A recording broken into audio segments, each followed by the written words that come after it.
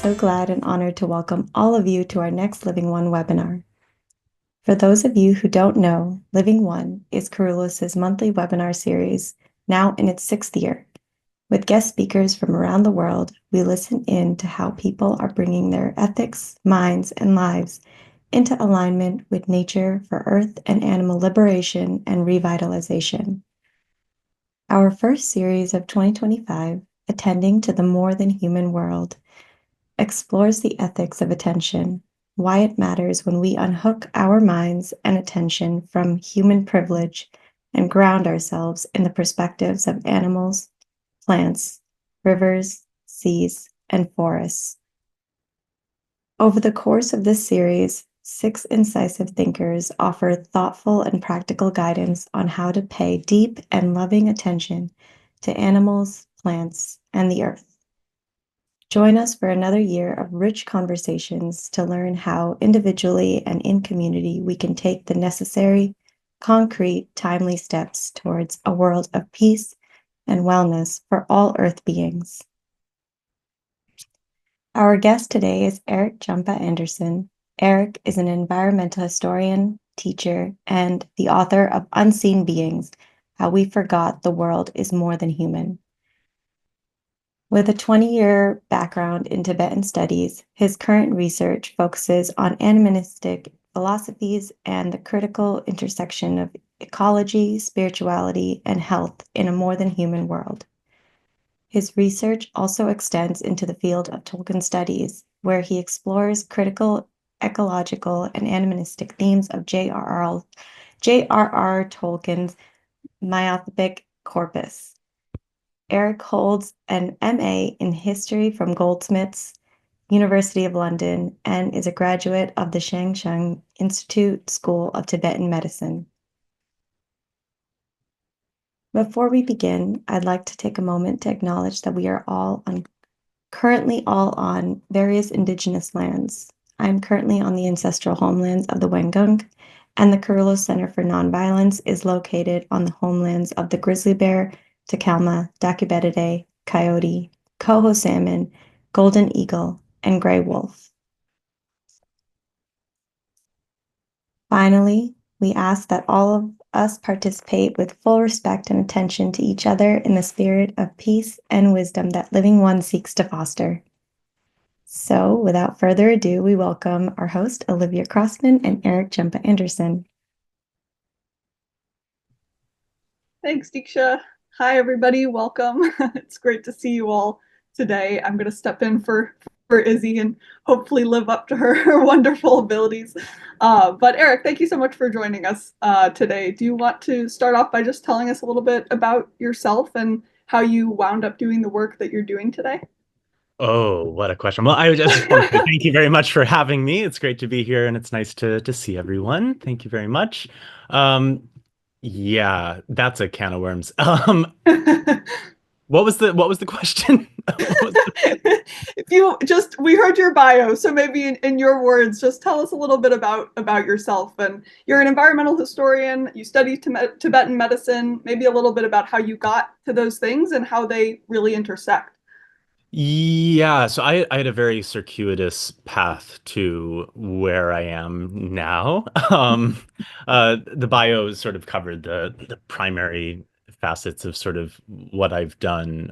But basically, I was a strange kid, and I decided when I was 13 years old that I wanted to become a Tibetan Buddhist, mainly arising out of sort of sense of disenchantment with Christianity and with the sort of cultural conditions that I was brought up in, but also with a sort of fundamental experience of enchantment, which came to me primarily through exposure to the works of J.R.R. Tolkien, which is why I still, many years later, still engage with his work now, sort of academically and in a more scholarly fashion, but also very much just as a part of my daily life.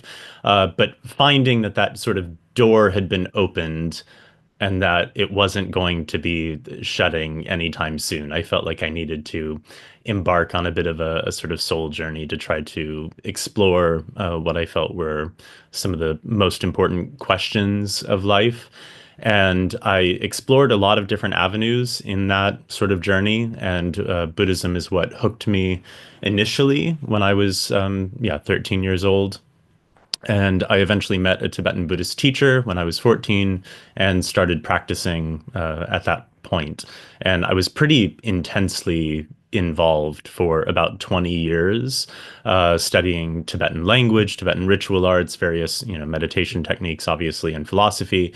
And then eventually I also decided to go to school to become a Tibetan doctor, which was a pretty hefty, choice. It was an interesting choice to make. I did a fairly traditional course of training, which consisted of 5 years of textual study using Tibetan texts and commentaries in a very sort of traditional pedagogical style. And then I did half a year of clinical internship in Nepal. And after that, started teaching and holding my own practice, which I initially had in the United States. And shortly after that, moved to Europe. I live in London now.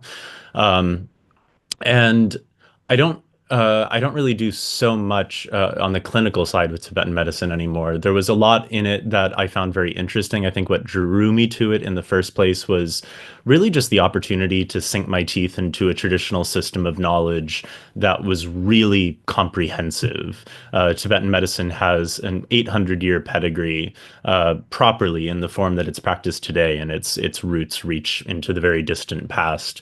But it's been taught and practiced in a fairly consistent fashion for 800 years, and this was an opportunity to really experience that firsthand. So I got a lot out of that in terms of understanding traditional approaches to the body and to the mind and the interrelations between them, and also very much relations between individual health and environmental health. That was something that isn't necessarily the primary focus of Sowa Rigpa, of Tibetan medicine, but it's the bit that really stuck out to me. And there were a lot of things that sort of transpired after that point that shifted my worldview pretty substantially. At this point, I think I would refer to myself as Buddhish, but I'm very much in a different sort of place spiritually than I was, 5 years ago. And part of that really is I don't know if I can say that Unseen Beings was the cause of it, but it sort of narrates it. The research that I was doing for that book initially, I thought that Unseen Beings, when I got the contract, actually, I thought that it was going to be a book about Tibetan Buddhist nature spirit paradigms, because that's an area of research that I'm very interested in, and given my background in Tibetan studies, Tibetan ritual arts, and medicine, and so on, I figured that would be, what the book would be. And as I started writing it and researching it, I realized that that was not what was coming out. And it turned into something quite a bit different. There are still some nature spirits in Unseen Beings, but the primary focus of it was really a deep dive into animism, I suppose. And it, the book does that, but that's also what I was going through at that time, was really embracing a more immanentist sort of approach to spirituality that was a lot more rooted on the earth in the ground.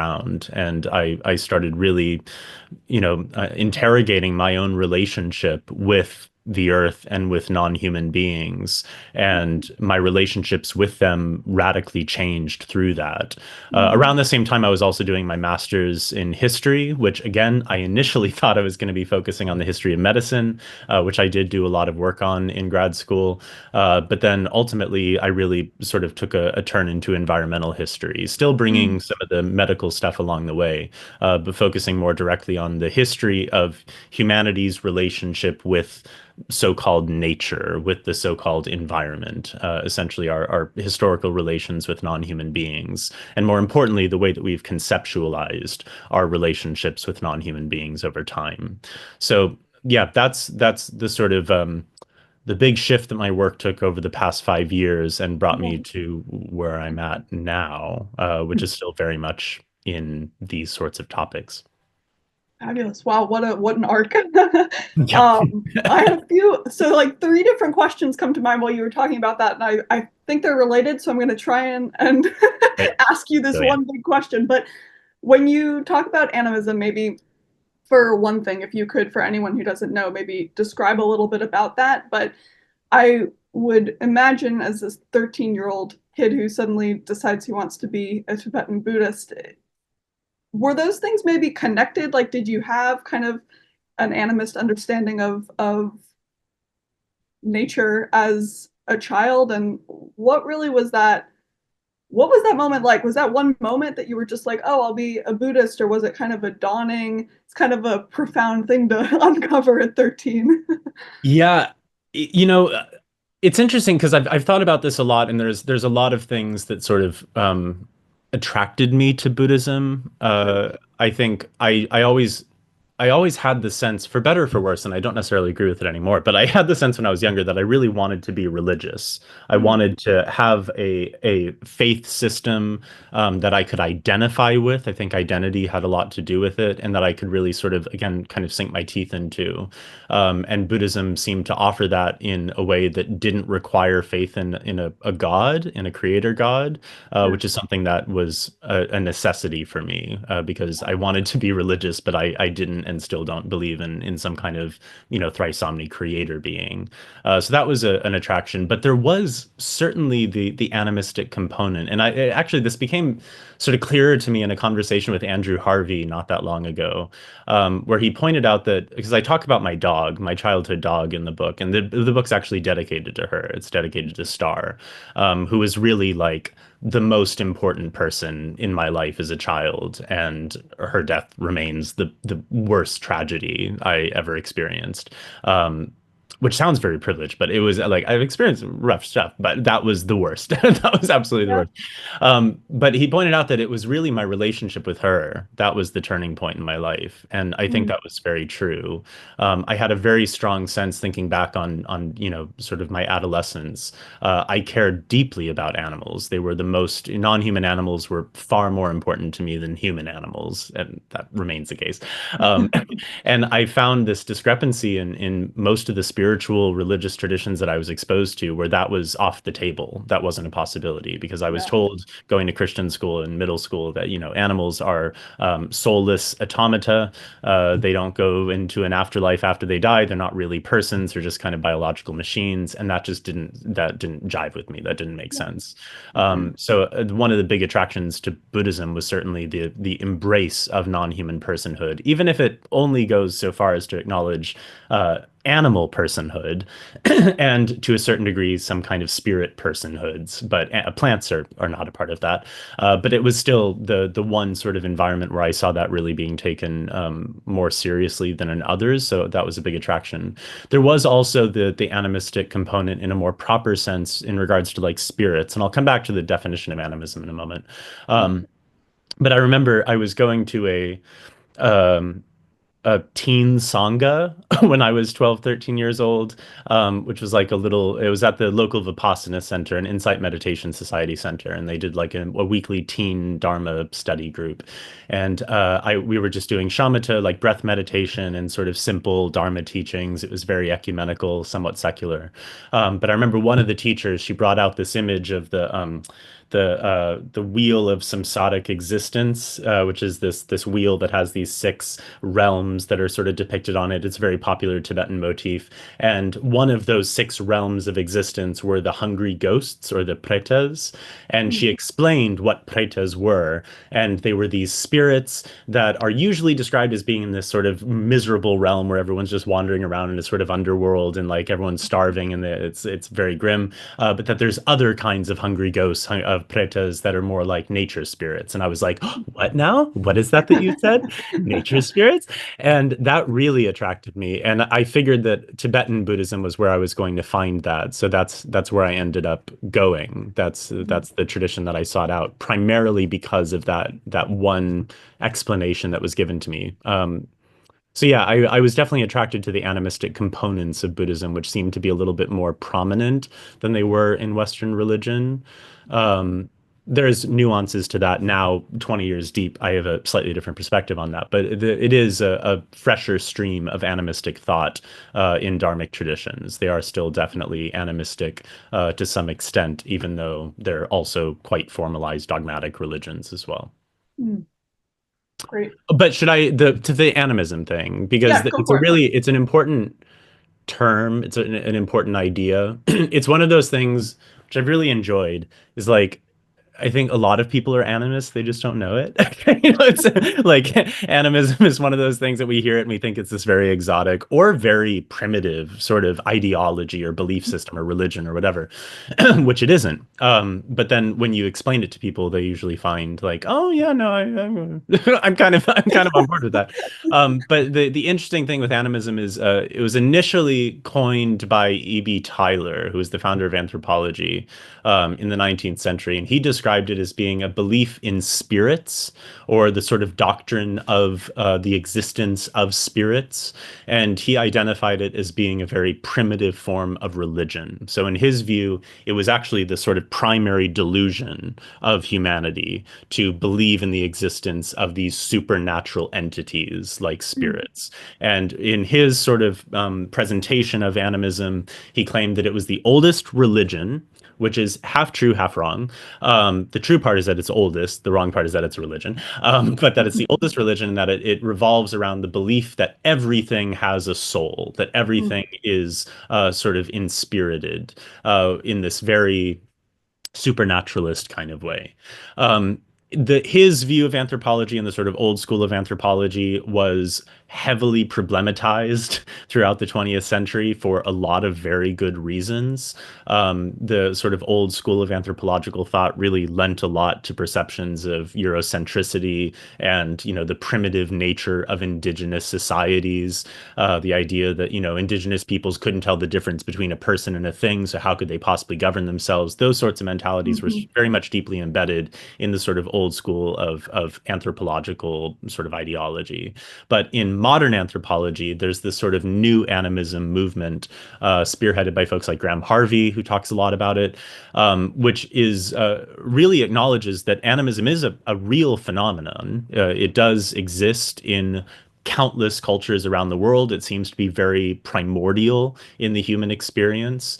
It's not a dogmatic sort of belief system. There are no tenets or like, sort of fixed values of animism. It's fundamentally an ontological framework. It's a worldview that's shared by most peoples unless they've been trained out of it through some other alternative sort of philosophical system. But it's essentially, it's a relational paradigm. That's the fundamental sort of way of thinking about animism. It's a relational paradigm that recognizes that life is about relationships between persons, very few of whom are human. So we are a kind of person, but there's also cat persons and dog persons and cow persons and daisy persons and cloud persons and river persons and so on. And life is really about the relationships that we hold with them. And it isn't necessarily navigated through some kind of system of vertical morality where there's a set of rules that we have to follow in our relationships with other persons. It's very horizontalist in its approach. It's very social in its approach. So it's really about the precise kinds of relationships that we have with others and recognizing that our actions towards them have an actual lived consequence, that the consequences of them are experienced by the other, and vice versa. So we're very much interconnected. Animism serves as the sort of ideological or sort of ontological basis for shamanic traditions. They're not the same thing. Shamanism is a very specific kind of role in a society or a specific form of engagement, which tends to veer into, ritual and divination and what we might call sort of magic engagements with non-human beings. But the basis, the philosophical basis is animism. You don't have to be a shaman to be an animist, but most shamans are indeed animistic, regardless of which culture they're sort of practicing in. So that's, yeah, animism. Fascinating. That's so interesting. And it makes sense, really, knowing that, why it would have hooked you as a child. And I like what you say about how it's just kind of a natural inclination for us until it's rewired or reprogrammed at a certain point. That's really interesting. Yeah. And that's I'll let you continue. Sorry. That's very much a thing when we look on like a social level and also just an individual level. Like Yeah. kids are naturally animistic. They start as animists, and we have to sort of train them not to be animists. We have to train children to not perceive cows as being persons. We have to train them to not think of trees as being persons. We have to sort of take that out of them, which we think of as like a civilizing process. It's like, oh, we're teaching you, how to be a human in a rational world. But it's really taking people away from their basic nature. And there are ways to, grow up in society through reason and logic. I'm a firm believer that animism is in no way a departure from reason or logic, but we can do that in an animistic worldview. It's our cultural conditioning to reject that. So we tend to train children not to be animists, Sure. but we all are when we start. Yeah, absolutely. And do you think that that's partly entirely involved in our anthropocentric view and relationship with the earth, which I know you consider like the root cause of our problems? Do you want to maybe talk a little bit about anthropocentrism, how this weaves in, and maybe what not what the problem is with anthropocentrism, but how that influences our problem generally, so to speak? Yeah. I definitely frame anthropocentrism as being sort of the primary root cause of the Anthropocene, Mm, of this epoch of which we've, moved into, having left the Holocene. This is geologists are generally in agreement that we're in a different geological epoch now than we were. We don't know precisely when it shifted. There's a lot of theories. I don't agree with a lot of them because they're looking in the wrong place. But we're in a new epoch. We're in a new era of the world, or technically an epoch. They are different things. But it's actually visible. You can actually see it in the geological records. The idea of the Anthropocene is that thousands of years from now, if someone were to, slice into the earth, they would see different strata representing different epochs of the Earth's history, and we will be able to see a shift from the Holocene into the modern Anthropocene. And that is very much marked by all the things that we're all very well aware of, pertaining to the climate crisis and sixth mass extinction, proliferation of plastics, all of that, of radioactive yeah. materials being spread around the world. All of that is an intrinsic part of this Anthropocene epoch. And there's a lot of conversation about when did the Anthropocene start, and yeah, there's a lot of different theories about that, but what I'm mostly interested in is what is the root cause of it?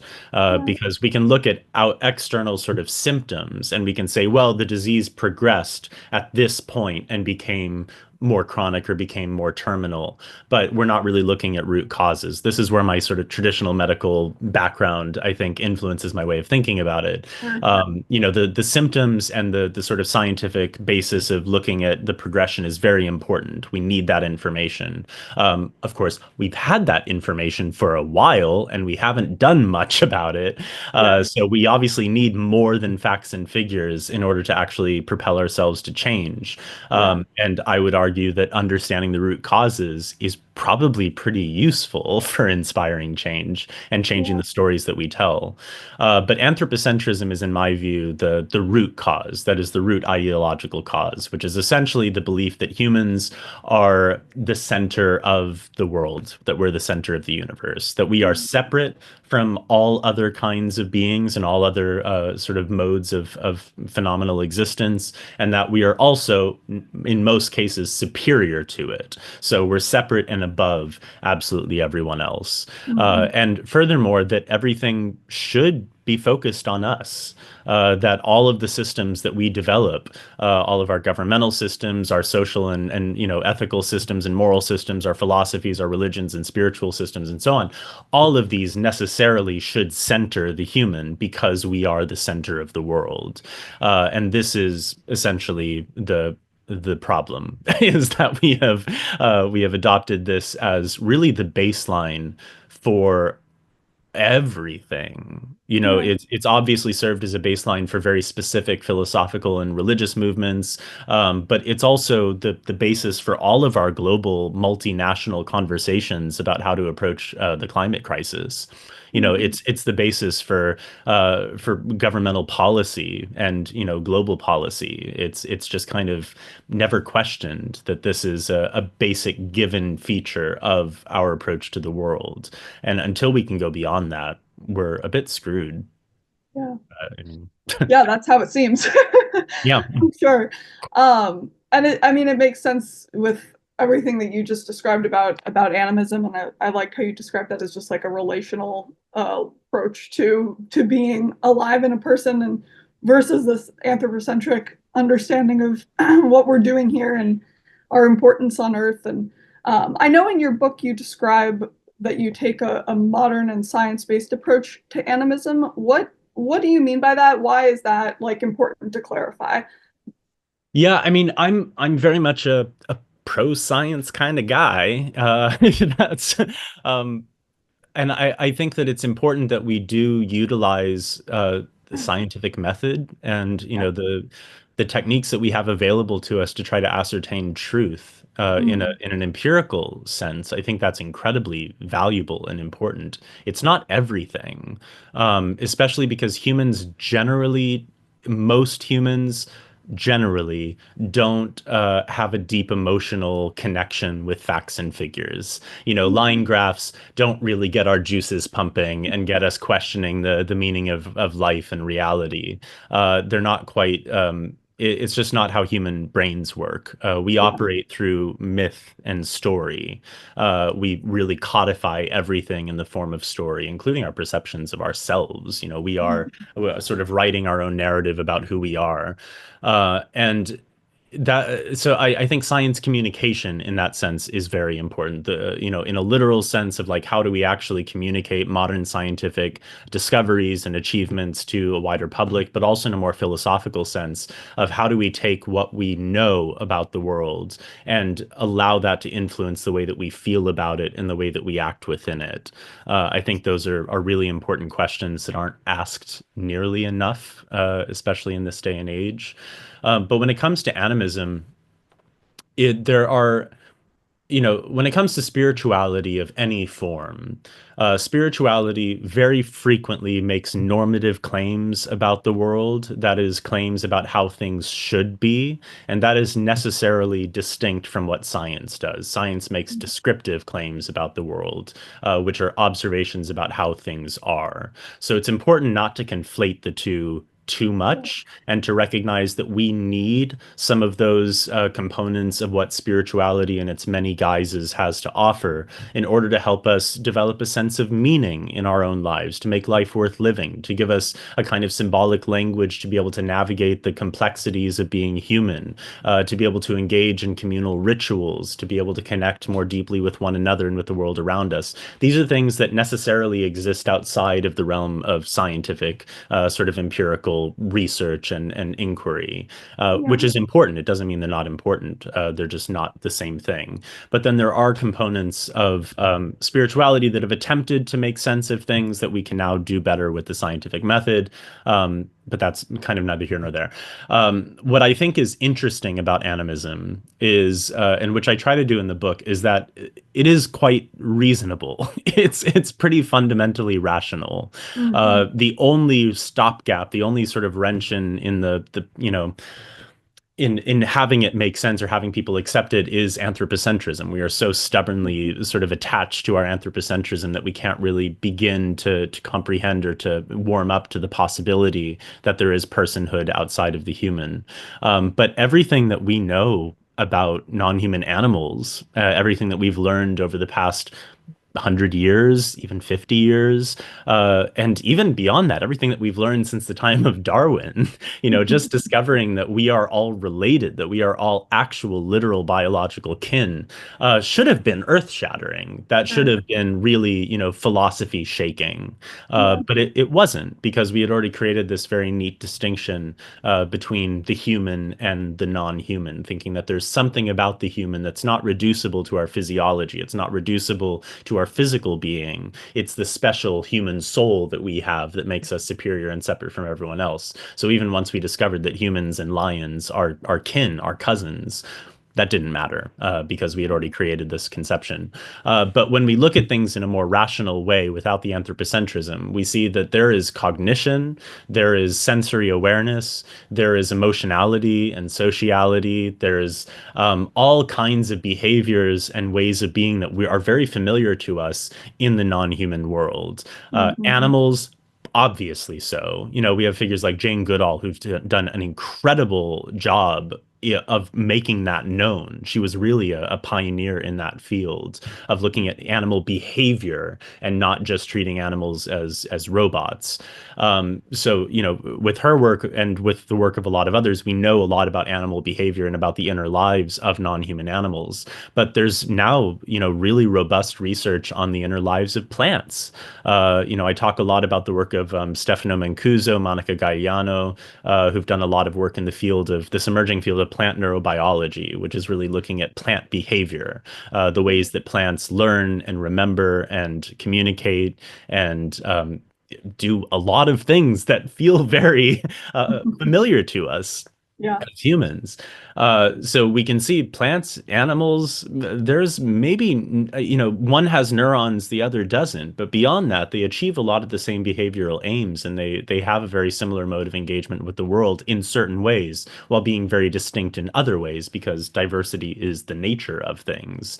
But then once you go beyond that, you look at fungi. You know, we've learned a lot about, you know, fungal mycelial networks that connect, you know, plants and other organisms in old growth forests. We've learned a lot about communication strategies that are employed by mushrooms, even finding that mushrooms seem to have vocabularies of many different words that they use to communicate with each other. There's, you know, that's mind blowing in and of itself. And then we get to bacterial life, you know, monocellular life. We have, you know, blobs, you know, slime molds.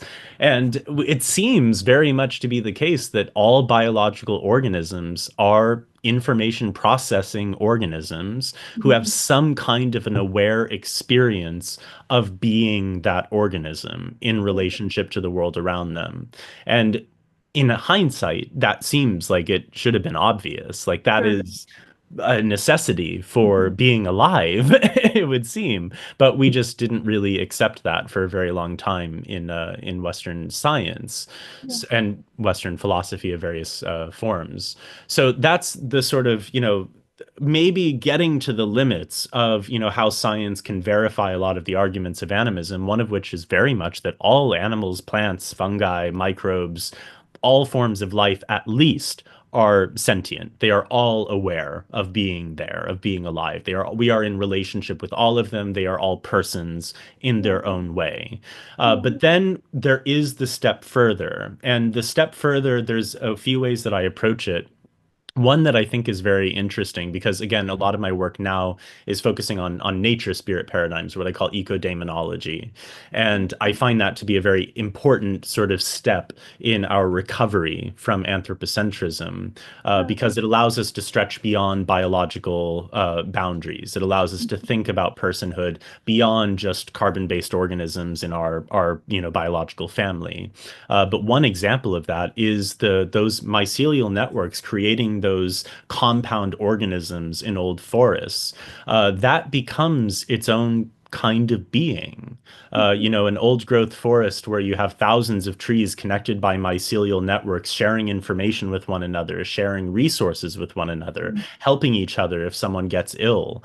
That is very much something unique. It's not a single discrete biological organism. The trees are, and then the fungal networks are, but all of the other plants, all of the many different kinds of fungus that might be involved, all of the other beings that are interdependent in this system, they are their own discrete organisms. Yet when they come together, they create this sort of cognitive network that's a lot of people have described or as have compared to the human brain or to an animal brain. And in that sense, we get into this category of what some people call holobionts, which are these compound organisms. And I find that beings like that are very difficult for us to wrap our heads around. Yeah. But a strategy that we can use to think about them is indeed ecodaemonology, to think of a forest spirit or a god of the forest. Using the word God without the sense of sort of worshiping, but just in the sense of this powerful being who is something other than a biological being, who represents the forest or is embodied in the forest. So we could think about a forest spirit or a mountain spirit as actually being the person, the aware being that is embodied in that compound organism, Mhm. which might be composed of biological and non-biological life of various different kinds.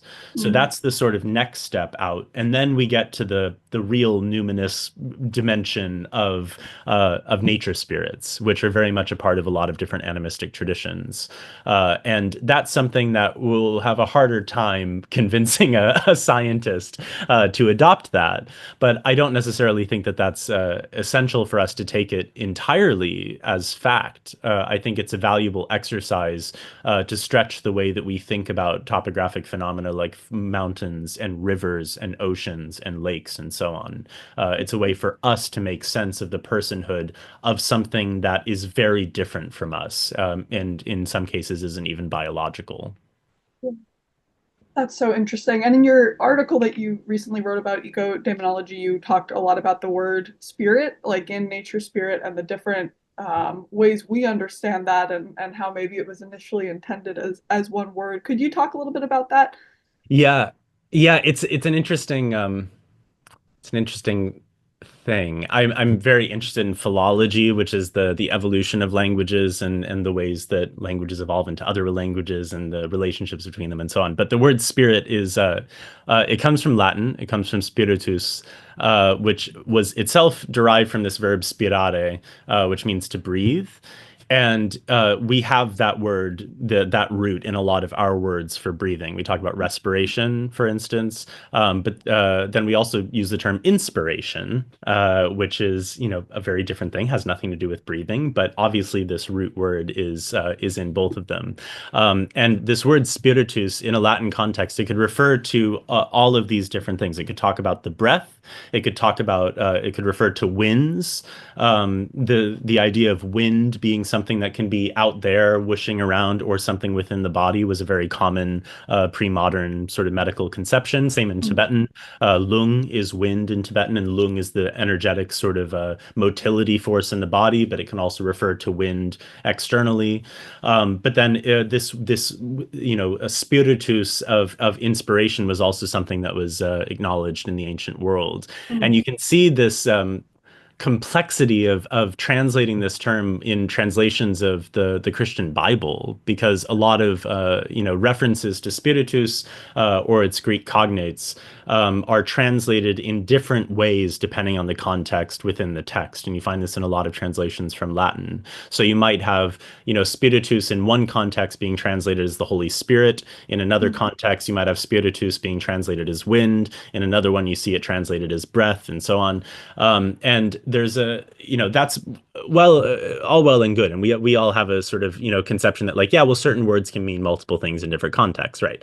But there's an interesting theory. Owen Barfield came up with this in the 20th century, and I'm really interested in him. I discovered him through Tolkien, because Tolkien was also quite taken aback by his theory of semantic unity, which was Mhm. this theory that actually in early forms of language, or earlier forms of language, when we see these words that have multiple meanings, our tendency with our more diffused sort of modern forms of language that have a more enhanced sort of expanded vocabulary, we think, oh, that one word meant multiple different options for ancient peoples.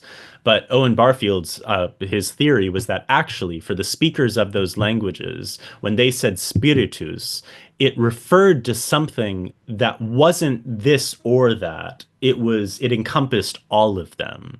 Yeah. So spiritus was this sort of more foundational idea of this motility, sort of vitality force that could be present in the wind or in the body or as some kind of a spirit figure and so on. But that it actually originally was something that was more singular. And it's only our sort of further division of language that causes us to break up these concepts in the mind and then push them very far apart to the point that we can say inspiration and respiration, and our brain never makes a connection between them. We know we're using the same letters, but we don't think about the fact that these are actually rooted in the same fundamental idea because we have a fundamentally different sort of philosophical outlook than the speakers of other languages have, and certainly the speakers of ancient languages had. So that's sort of a roundabout way of saying that this idea of spirit, of nature's spirits, is, I think, flexible. It's something that we can think with in a deeper sort of way, because we hear spirit and we think like these wispy sort of ghostly figures, supernatural entities that are, sort of like out there somewhere, maybe like lurking in a haunted house or off in the woods or something. But this idea of inspirited nature, of a spirited earth, or of a nature spirit or a tree spirit, it isn't necessarily that. It could simply refer to the vitality, the intrinsic personhood of those domains, of those beings. So a tree spirit might not be a spirit that lives in a tree. It could indeed just be the person that is embodied in the tree. I use this as my sort of most common example, is that like a tree spirit isn't necessarily invisible. We think that spirits are invisible. A tree spirit is not invisible. You can see trees. Like their bodies are right there. They are embodied. They are fully corporeally present. It's not, some invisible wispy sort of apparition that we can't see. And the same would go for a mountain spirit. What's more physically embodied than a mountain spirit? It's right, they're right there. So I really like Owen Barfield's theory for a lot of reasons. It's fascinating, but Yeah. that's one of the sort of ways that it's woven itself into the way that I view the world. Sure, and I mean that's so. The title of your book is Unseen Beings. Do you Yeah. want to maybe tell us a little bit about what that unseen really means, and with this series specifically for Living One, how what does it mean to attend to the unseen? Yeah, the title was a it was a journey, because again, when the title was first created, I was like, oh, this is going to be a book about, unseen beings, because a lot of my Tibetan teachers, my Tibetan medicine teachers, they would use the term unseen beings to translate a number of different Tibetan words which are very difficult to translate, like dun or jungpo. So a lot of these different spirit classes, or like sort of overarching categories for nature spirits, they would say unseen beings. I was like, oh, okay, I'm going to write about unseen beings. It's like they're these, these spirits. Sure. But then it became really clear that being unseen isn't so much an inherent quality of those beings, like the tree spirit, who is very much seen.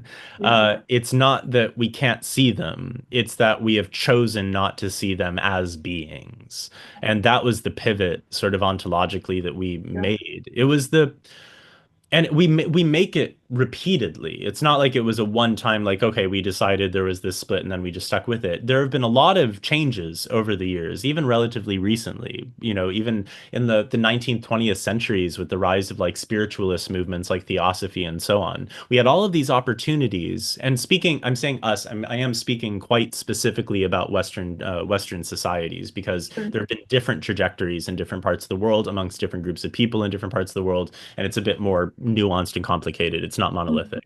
But for the sort of archetype of, the Western imagination, if such a thing truly exists, there have been a lot of opportunities for us to correct course and question ourselves, and, really like have a reckoning with our anthropocentrism, and be like, we're finding out a lot of interesting things that might suggest that this basic idea of anthropocentrism is bullshit.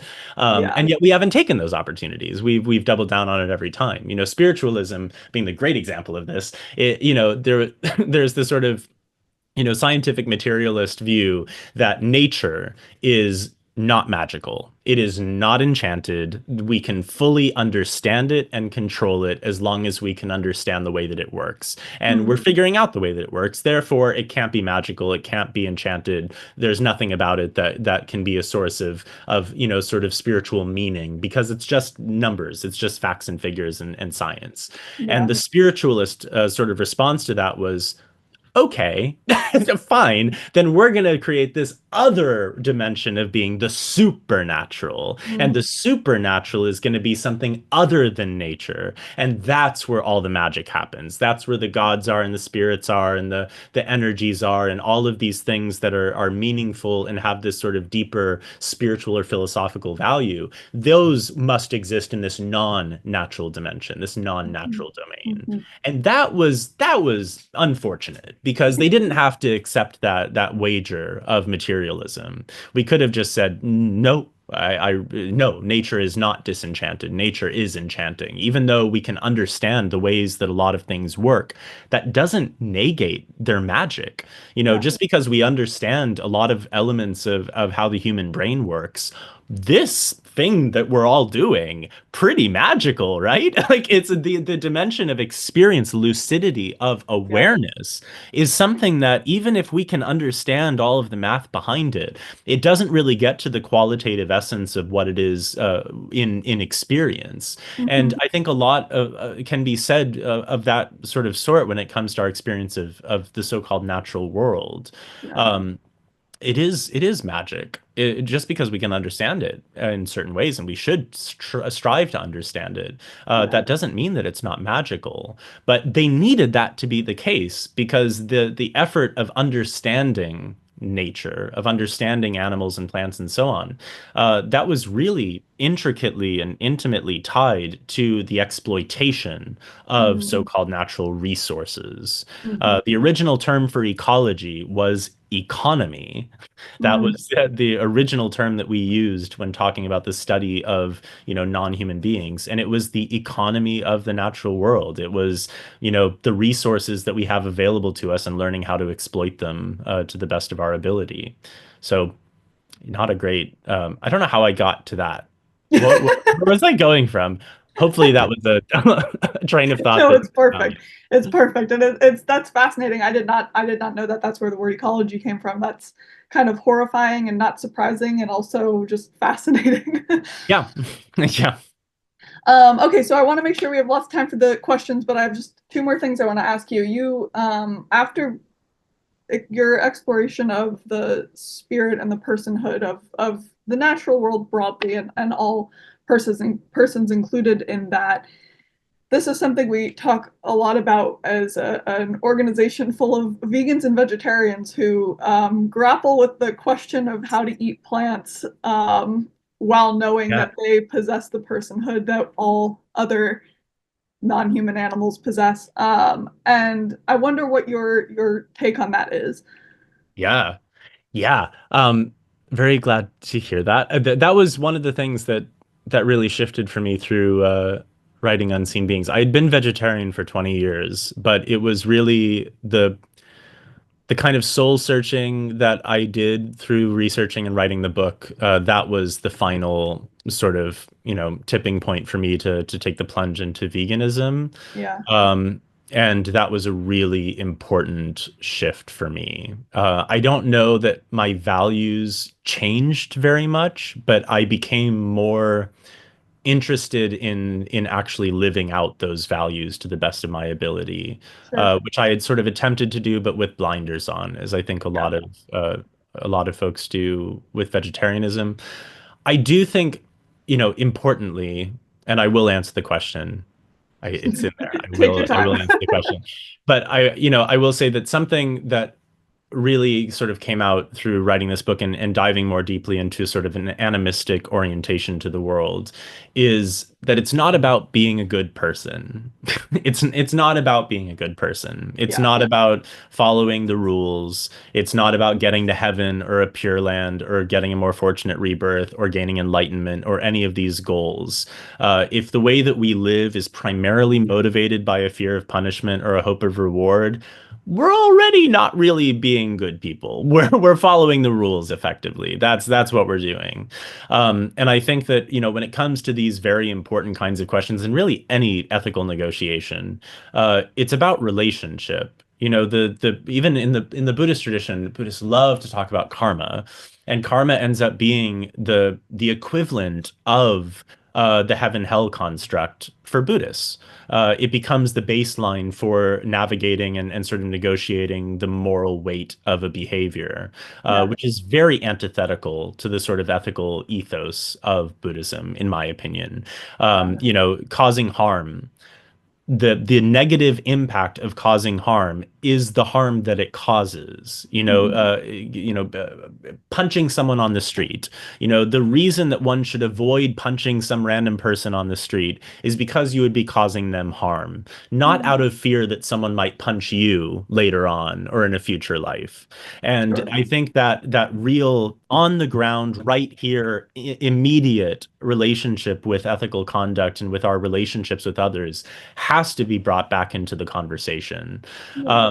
And animal rights and animal welfare and our consumption habits, I think, really fall into that sort of category where it's not about being a good person or getting good karma points. It's not about like, oh, well, I took a vow not to kill, therefore I can't do this or that.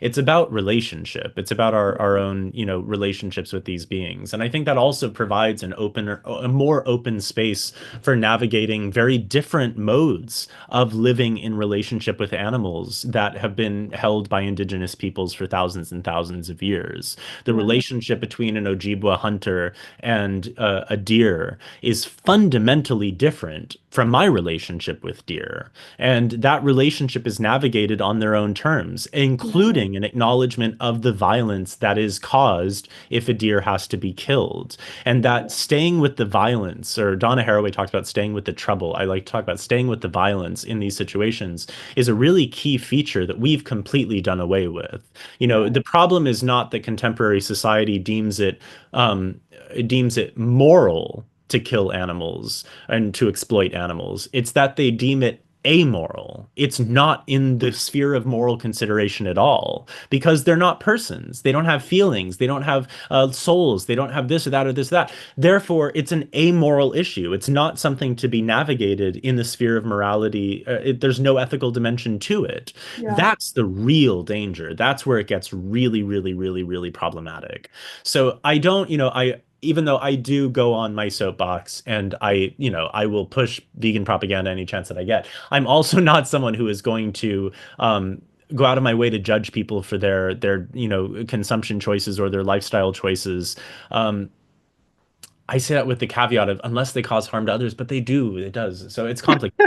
But it's, I don't make it my place to impose myself on others because I don't think Yeah. that there's a moral paradigm that we are supposed to live by. I think Sure. it's a question of relationship, and I think it's a question of integrity as well, and living in alignment with the values that we actually deeply hold. And Mhm. so many people deeply love non-human animals. And obviously we have our animal companions, we have our dogs and cats and birds and gerbils and hamsters and so on.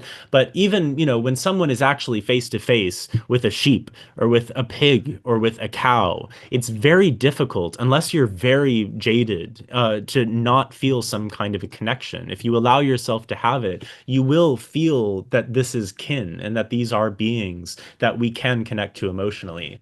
And I think that just living with that sort of integrity is important of Yeah. allowing our behavior to align with those values, and also to feel that it's a day-to-day, moment-to-moment commitment to a relationship. Someone's relationship with a cow may be very different from that, and I accept that. And certainly for a lot of indigenous communities, their relationships with animals that they kill for sustenance are very different from the relationships that most of us have with non-human animals.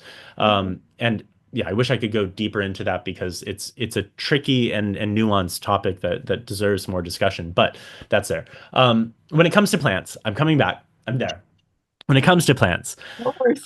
there is a very interesting example of a tradition in India, coming out of the Dharmic Shramana traditions, which are these seeker movements, which emerged around the middle of the first millennium BCE. Buddhism was one of these. Another one was Jainism. And Mhm. Jainism was founded by a man known as Mahavira.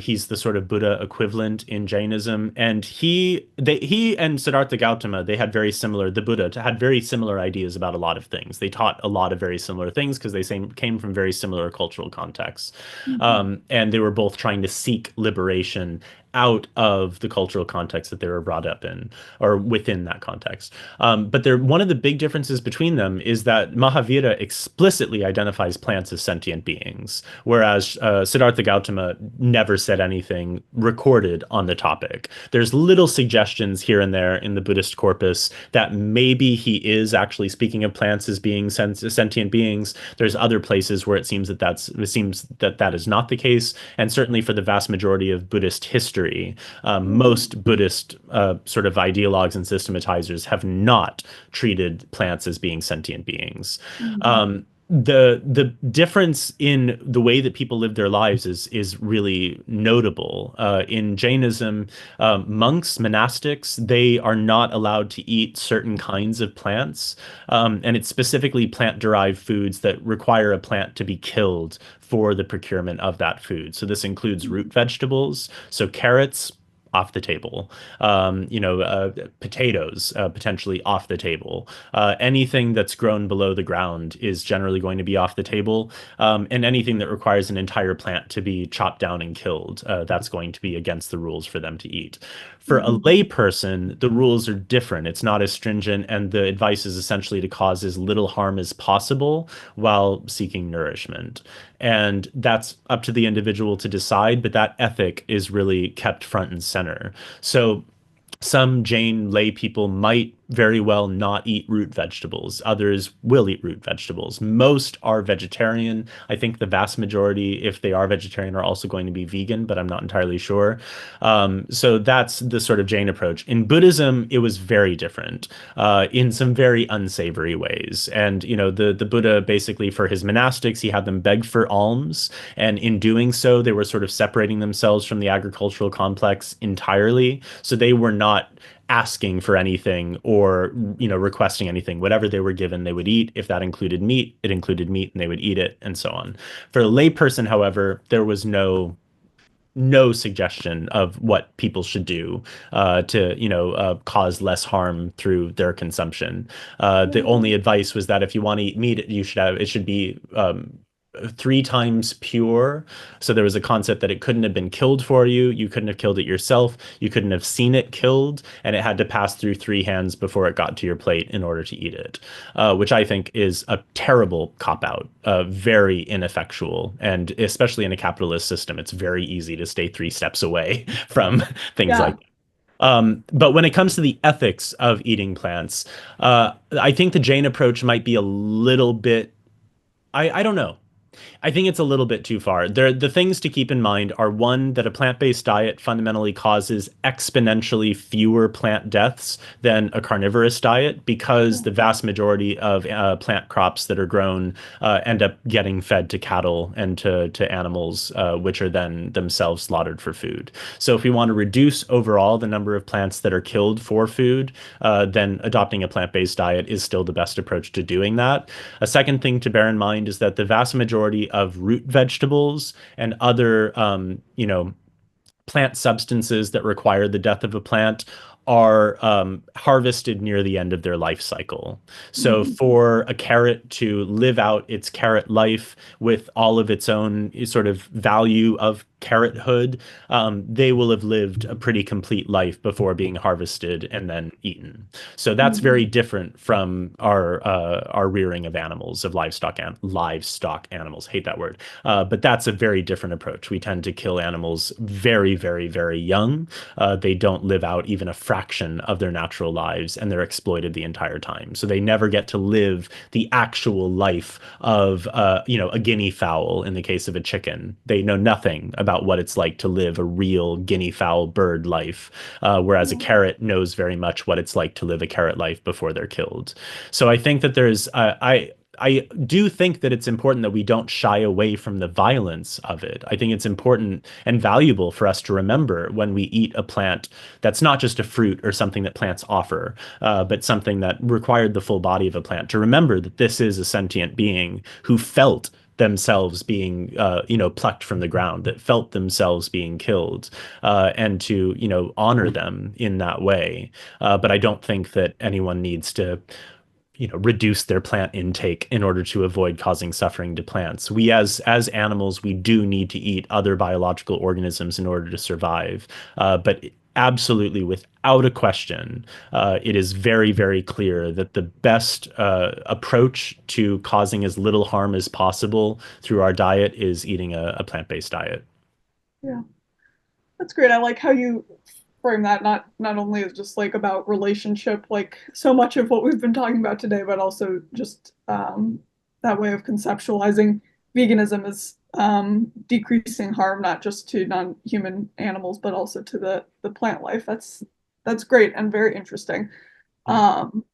This has been fantastic. I'm going to open it up for some questions from Yeah, cool. our audience so they have time to chat as well.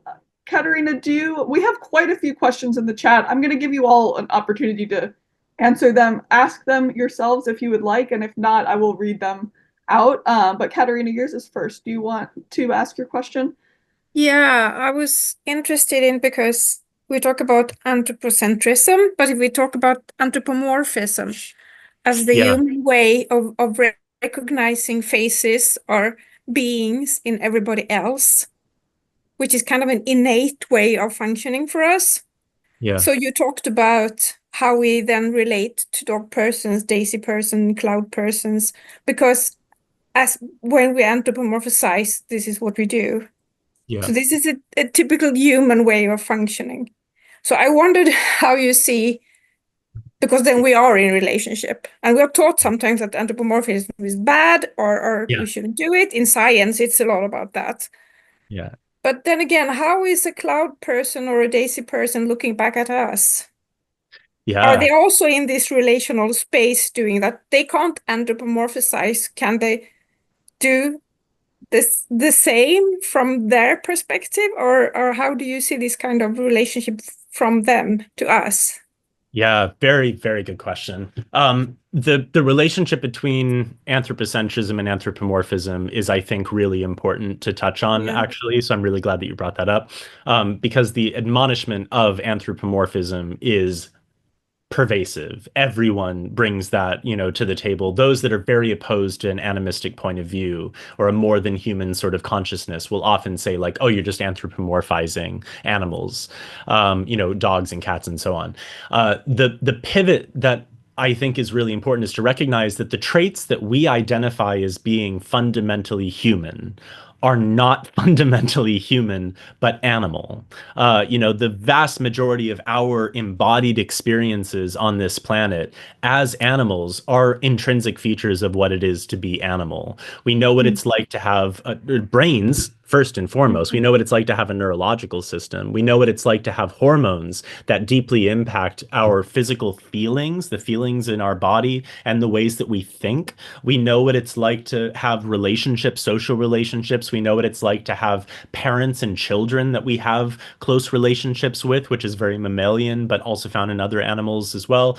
These are these kinds of experiences, the drive to desire sex and food and fulfillment and fun and joy and pleasure and all of these sorts of things. These are very animal experiences. They aren't human experiences. They're human because they're animal, but they're not strictly human. So when we say, oh, well, you're just projecting, empathy onto a dog or something like that, it's an absurd argument to make because we're assuming that only humans have empathy, that empathy is a human thing. Therefore, for it to be anthropomorphizing, we are making the dog human by projecting empathy onto them. But really, we're just recognizing a mutuality of this very animal experience, which is not only human. It's shared by many of us.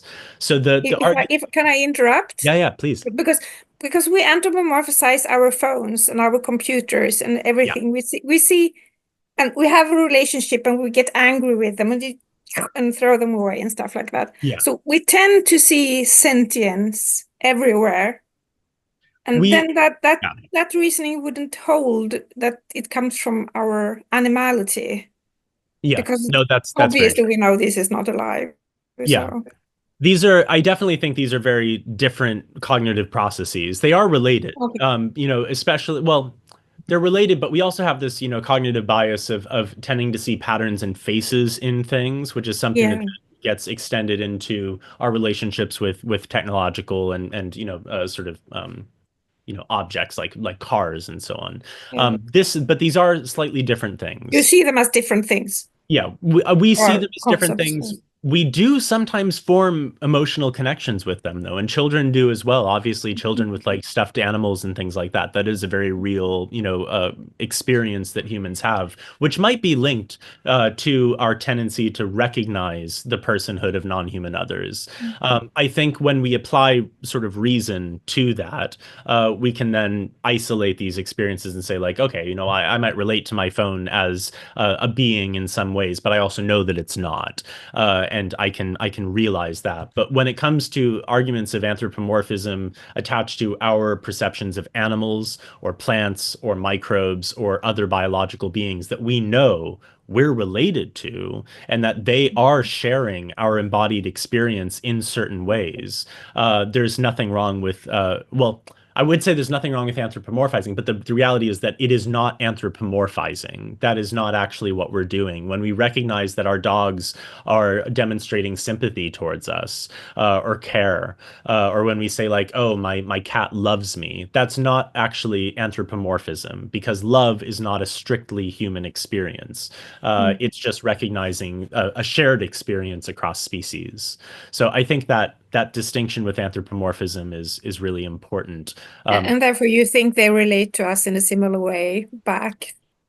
I think that there's probably some degree to which animals depends on, no, I mean, it depends on the animals. Animals certainly don't think that they're the only ones that exist. I mean, the fundamental nature of being, whether you're a hunter or a prey animal, you're going to have to sort of essentially recognize the other and the other as an agent. You have to be able to recognize that, if you are a gazelle, then you need to be aware of the existence of non-gazelle beings. They have to be aware that there are lions and that those lions are agents that have knowledge, so they can recognize us. So I need to disguise myself and hide. They can chase me, so I need to outsmart them. And on the other side, a lion needs to be able to recognize a gazelle as a non-lion person, because they need to be able to preempt their behaviors to be able to catch them. So there's an intrinsic recognition of the personhood or the personhood. Personhood is good, I think. Yeah, the personhood of others. Whether they regard themselves as being most important, I don't know. I think that's possible. And I think that pragmatically, it's not entirely incorrect to prioritize one's needs. But the question is, how do we balance that with the needs of others, especially since we are unique in certain ways as humans. Our storytelling capabilities are one of the things that make us quite unique, and our very sort of acute ability to navigate the dynamics of ethics and morals and things like that. We have a responsibility to bring that into the equation. So even if we might, logically look after our interest, it's our responsibility also to do so without threatening the existences of others. Other animals might not have the same responsibilities. But as far as their perceptions, they're different. They're certainly different. In the same way that animal experiences of the world, they are very different from our experience of the world in many ways. Plant experiences of the world, very different from our experience of the world in many ways. But that doesn't mean that there's nothing that's shared. But certainly their perceptions of us are going to be quite different from our perceptions of each other, and vice versa. Yeah. Likewise, relationships between animals and, what we might call nature spirits or, topographic phenomena, those are also very different. An elephant's relationship with a watering hole is going to be very different from our perception of a pond in sort of contemporary society. There might be more shared between animals and people that live in a more sort of traditional ontological context, but they might project a different dimension of meaning and significance onto topographic phenomena that we don't. So their relationship with the world is also very different from ours. Yeah, from what you say, I'm just getting this picture of this whole weave of beings that are interwoven, and the human just fell out of it. It's like, Yeah. Yeah. We've tried desperately to push ourselves out of it, and we've convinced yeah, ourselves that we are separate from it. This is why I yeah, always use air quotes when I say nature, because the whole concept of this fundamental divide between yeah, humanity and nature, of, human culture and non-human nature, this is a fairly modern thing. We don't even find that in most languages. The word nature, the way that we use it in the modern era, that's not as a very. place. Yeah, as a place out Yeah, there that's yeah. primarily composed of non-humans, and it's Mm. this monolithic, undifferentiated thing out there full of resources. That word is a very modern innovation, and it does not exist in the vast majority of the world's languages. Those that have it now have adopted it or found, created some sort of a term to refer to it, but it's not an old idea at all. Mm. Mm. Okay. Thank you. Thank you. Yeah, of course. Awesome. Thank you for your question, Katarina. All right, Liz, your question is next. I think we have covered it. It's about eating plants and animals. Do you have anything you want to add or comment on with your question there? No, I was just interested in how Erik sort of deals with the question of the fact that we have to stay alive, we have to eat something. And I always feel bad, equally bad, eating plants and animals. And I appreciate what you said earlier about fewer plants being destroyed by eating just plants directly. But I was wondering if there was anything else you had to add there. No, it's an interesting question. It's one of the things, I watch a lot of like vegan activists and influencers, having conversations with people on the street and so on. And it always really bothers me, even and people who I really love their work and I think they do such important work. But then they talk to people and people bring up the plant thing and they just say, "Oh, well, plants aren't, they're not sentient." And they try to close down the argument with that. And I find that really annoying because you don't have to do that. We don't have to take that step and make that pivot in order to make an argument for a plant-based diet. It's unnecessary. We can embrace the personhood of more than just animals and recognize that a plant-based diet is going to be our best strategy of reducing harm.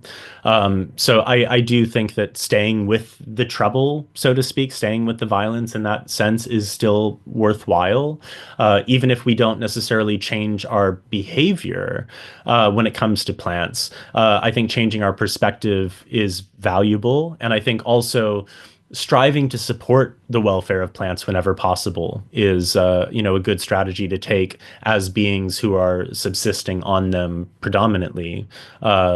Unless someone's on like a carnivorous diet or something, or like one of those like pure carnivore diet people, then it would behoove us to repay the favor a bit, or make offerings in return, whether that looks like maintaining a garden or planting seeds or supporting rewilding efforts, or even after you die, being buried, or having your body sort of processed in a friendly way that's able to make the body offer the body as food to others, to plants and fungi and microbes and so on. These are things that we can do as beings who must eat others, to make sure that we're not just taking without giving. But I do think, the argument those vegan activists make that I think is valuable is, I have a deep affection for plants, especially trees. I think a lot of plant people have a particular love of trees, but also there's many plants that I have an emotional connection to. But if someone were to hold a gun to my head and tell me your two options are to chop down a tree or chop the head off a dog, I would obviously choose the tree. To be fair, if someone had me choose between a dog and a human, I would be in prison, because that's my relationship with dogs. Is they are the most important people to me. But yeah, I do think that we can sense a deeper sense of kinship with animals because they're so expressive and because their relationships with their bodies are so different or so unique or so akin to ours, whereas plant relationships with plant bodies are quite different. And that's another point that really deserves to be made, is that part of plants' evolutionary strategy was to make parts of their bodies edible and tasty for animals to be able to eat them and spread their seeds in other places, to encourage germination. It's an intrinsic part of their strategy to be edible. And even if you divide up, a lot of plants and you then have two plants, which is a wild thing for us animals, because if you cut off a part of my body, you're not going to be able to create another me. We're a little bit more fixed in that way. So yeah, that's what I would say is I don't think it's valuable or helpful to shy away from the violence that's caused to plants. But there's so many ways in which animal agriculture is really the primary hindrance to that. Even deforestation of the Amazon. I mean, that's not for paper products. That's for cattle. Great. Thank you for your question, Liz. Next one I see is Anne. Yeah, as I was listening to you, Erik, talking about forest people and mountain people, the whole idea of collective intelligence rose up. And I've worked with a number of groups of people that talk about harnessing collective intelligence right now, given all the problems that we have. And something has always bothered me about that, because it's talked about in terms of human intelligence only. Yeah. And so the first idea was, oh, our intelligence with everyone else's. And then as you talked about forest people and mountain people, I was like, oh, that's collective intelligence, when it really organically, naturally arises because of those relationships. And Yeah. I don't know, maybe there are some indigenous people that still have that kind of relationship, but it feels like humans have lost that so much. So I just wanted to share that and ask if you had more to add. Yeah, it's a very good point. Those insidious ways that anthropocentrism just kind of sneaks into even our very well-intended, attempts at improving things and at fixing things. And we find it everywhere. From arguments about saving the earth as if it's our place as the super supreme humans to swoop in and fix everything and put it in its proper place and create order in a very Sauron-esque way for any Tolkienists among us. But yeah, this idea of collective intelligence, collective consciousness, it does have a very anthropocentric pedigree. And it's unfortunate, even talking about collective consciousness in a Jungian sense, that is a fascinating idea. I think that, Jung had a lot of very interesting ideas, and I don't reject all of them. But I do think that the reduction of non-human beings to symbols that point to human experience, very problematic. And we also find this in sort of New Age, appropriations or attempted appropriations of indigenous knowledge, talking about what animals mean in indigenous societies.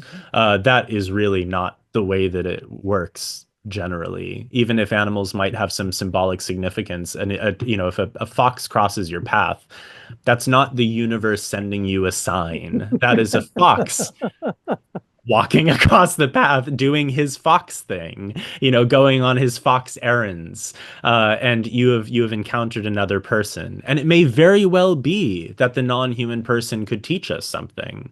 It could very well be that birds and dogs and cats and foxes and pigs and snakes can teach us something, and certainly that plants can teach us something. But that's a lesson from them to us. It's a sharing of minds. It's a connection of minded beings. It's not the universe sending us a sign, because non-human beings are not symbols. They're beings. So I think that that's important. There are a lot of things that we've learned from from animals. I talk about this a lot in the book.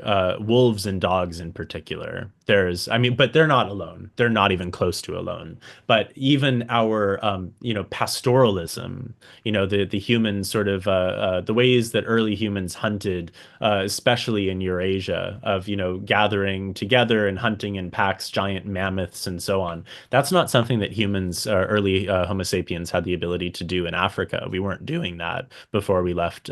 Before those that left the African continent and came into Eurasia. We learned that somehow from someone. And who else happens to hunt massive animals much bigger than them in organized packs? Wolves.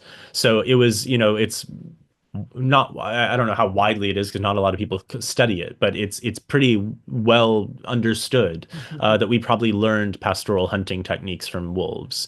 We probably learned, there's a theory that we started marking territories with visible marks based on what we learned from wolves, watching them mark their territories. Again, not something that early Homo sapiens did.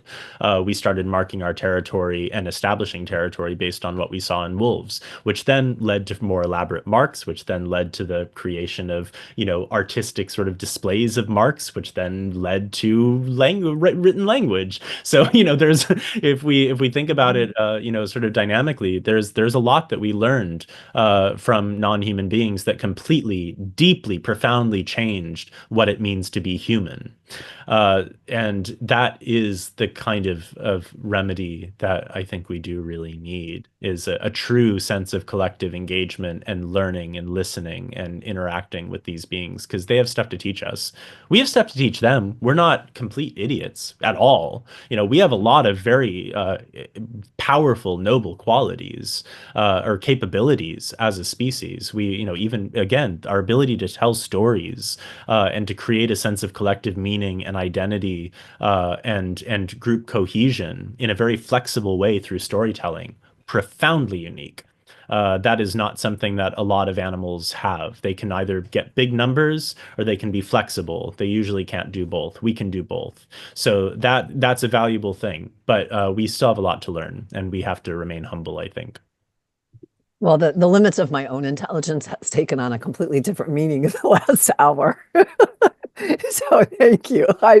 Well, and that means if my intelligence, my thinking, my way of thinking right now has been very limited, it means it can expand. So that's really very good news. Absolutely. And all of our intelligences are different. And we can say as a whole that Homo sapiens today are the average Homo sapien, lot dumber than we were in pre-modern times, than we were before the agricultural revolution, even before the Neolithic. The average hunter-gatherer had phenomenally more practical knowledge of their environments and the other beings that lived there than 99.999% of modern humans do. Their brains were literally bigger, and we don't know for sure that brain size has any correlation to intelligence, to be fair. But they did have bigger brains, and they would have necessarily had to have more immediate day-to-day knowledge about how to live in the world than most of us have. And we're getting dumber by the day. We're partitioning, what we need to know in order to survive, and reducing it so much, and outsourcing everything else to such a degree that the average human really, we don't have a lot of practical knowledge. We can talk about things. That's good. Talking about things is good. But we do need to come back down to earth and learn a bit more about this place that we live and the beings that we share it with. Yeah. Thank you. Yeah, of course. Thanks, Anne. All right, Cecilia, I see your hand. Yes. Thank you. I studied Jung extensively, and he makes a clear distinction between signs and symbols. That symbols are not signs, that symbols are alive and multidimensional. So a symbol is an expression of a living energy, a spiritual quality. And a lot of people don't really get that. And they say, oh, well, dreams don't mean anything. The symbols are just signs. And there's this sort of one-to-one relationship. A car means your ego, that kind of thing. And so I think that's really important. He had a really vast kind of perception and learning and contribution. And it's often been reduced to a sort of the ego flatland conceptual level that doesn't further the contribution that he could make to the understanding that we have. So that was one thing. And I also wanted to bring up a beautiful, beautiful documentary of the Inuit and their relationship to animals in their traditional hunting and culture. The movie is called Diet of Souls, and I'm not sure if you can find it. And it is so, so beautiful. I mean, that was a fully animistic culture and shamanically oriented. And you can think of all their beautiful sculpture and art and the reverence that they had for animals. And the movie starts with the old shaman saying that the greatest tragedy of their lives was that they had to kill animals to eat. Yeah. There's so much love, in it. Yeah, go ahead. It's an interesting motif, actually, mythologically. There's a lot of different traditions, hunting cultures that have that as a part of their sort of founding myths. Is that originally it's because in the Sami tradition, which my paternal lineage is Sami, there's also a story that originally, before everything sort of went, tits up, as it were, like meat grew on trees and milk flowed from rivers and so on. And that's the way that it was originally. So people didn't need to kill animals for food. But then ultimately that changed, and it became the case in a sort of fallen world, if we're going to use sort of language, that it became necessary to do that. But it is with reluctance, and it's with some stops as well, and it does create some natural sort of not limitations, but it causes us to not overextend. And people talk a lot about, like, oh, well, they use every piece of the animal. That doesn't help. That we do that too. We also exploit every single piece of an animal that's raised in an industrial agricultural context. It's not about their exploitation and use and about making sure you use everything. It is about the relationship with the animals themselves. The fact that, yes, violence is a part of their relationship, but that's the point, is that it's a relationship that has violence. In the modern, sort of context, there is no relationship, so there's no violence. People don't perceive slaughterhouses as violent places because you can't be violent to an object. They're not people, so it doesn't matter. But it is a very different orientation to the world that is not.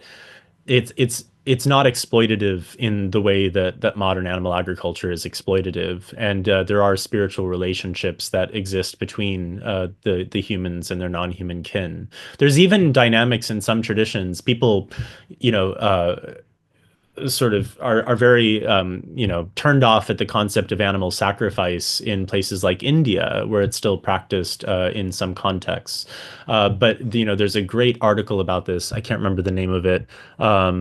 The goat that died for family or something like that. I don't remember. But it talks about the fact that there's actually a paradigm of consent woven into the slaughter process in animal sacrifices at some Kali temple in India, so that they would sort of scatter some wet rice on the back of the goat. And if they shake it off in this very characteristic manner, then that seemed to be consent to being slaughtered. So then they would be killed and then consumed by the people that raised the goat. And when they raise the goat, they treat that goat as a family member because they're earmarked as being a special offering, but also being a person. Their personhood is not negated.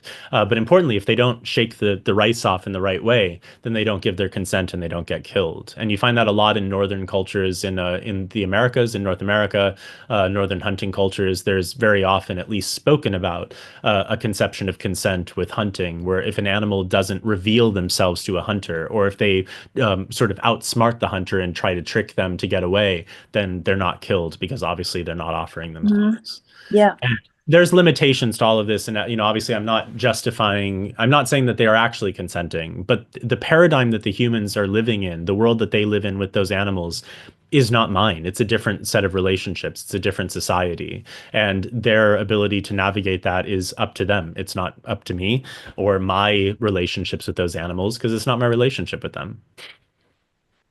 Well, I appreciate so much that you said today. In the movie Diet of Souls about the Inuit, it opens with, the most beautiful soundtrack. And to me, it seems very sad and poignant music. And it's the slow seal hunt. And when the seal rises through the breathing hole in the ice, the hunter kills it and then gets a drink of water and goes over, and it just makes me cry, and just gives the seal its first drink of water in the next world from the hunter's mouth. Mm. Anyway, there's so much beauty in it. And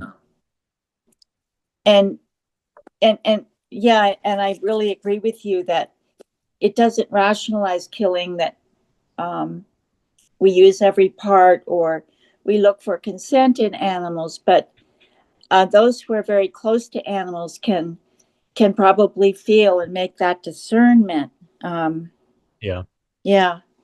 It's also, I mean, it is fully within the vegan ethic, the vegan philosophical ethic. If one has a need for animal products in order to survive, that's a foundational part of the ethic. You know, it's a philosophy and way of living which seeks to exclude, as far as is possible and practicable, all forms of exploitation and cruelty to animals for food, clothing, or any other purpose. I think that's verbatim what it says. But that is, if it's not practicable, then you got to do what you got to do. You know, it's the classic sort of, you know, vegan ethic. Yes. You know, if you're on a desert island and there's no plants to eat and you got to kill some animals to eat them, then you got to kill the animals to eat them, because that is a need. It is not practicable to survive otherwise. And this is very much the case in places like the far north, in Tibet. Though Tibet took it to a different level. But this is precisely the point where, you know, there's a difference between finding ways through the violence to live with it and acknowledge it as a part of the dynamic of relationship that you're in, and to treat the animals well regardless, and to honor their value and not diminish it and objectify them for the purpose of exploitation, versus an approach that tries to justify it or turn it into something. In Tibet, that's very much what happened. An idea arose that the best thing that could happen to an animal was to be killed and consumed by a tantric Buddhist practitioner, because if that happened, then they would take rebirth in a pure land after death, and that would be their best opportunity to attain enlightenment. I find that to be disgusting, personally. So that's a very different approach to navigating the ethics of human-animal relationships. Thank you, Cecilia. All right, Mary, I see your question in the chat and your hand, so go right ahead. Yeah, it's not quite exactly a question, and this is very brief, but you mentioned something that really caught my attention. You said that anything that's alive processes information. And this astrophysicist, Sarah Amari Walker, is exactly the work that she is doing. She looks to see if it is processing information, and then it's a possible life form. In fact, she feels that's how we could identify an alien, because at this point we really don't know what an alien would be. Exactly. But if they process information, that's a clue. Yeah. Anyway, I really like that. Thank you. No, I love that. Yeah, thank you. Yeah. Great. All right. I think we just have a couple left here. Patricia had a comment: all life is aware of all life. We once were too. We need to work at remembering, which is so vitally important now. Anything to add, Patricia?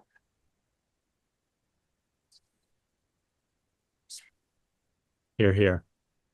I think she might be looking for that. Yeah, nothing really. No, it just, okay. You know, as we were talking, as people were talking, just what came to mind. Yeah, so important. Thanks. Beautiful. Thank you for sharing. Yeah. All right, and then we have another comment from Katerina. Finding symbols in everything non-human or nature is a very anthropocentric thing to do. Like, all around us is just language directed towards us humans. Like, other beings and entities are just vehicles for meaning for human. for communication from the universe to us, we are making ourselves so important.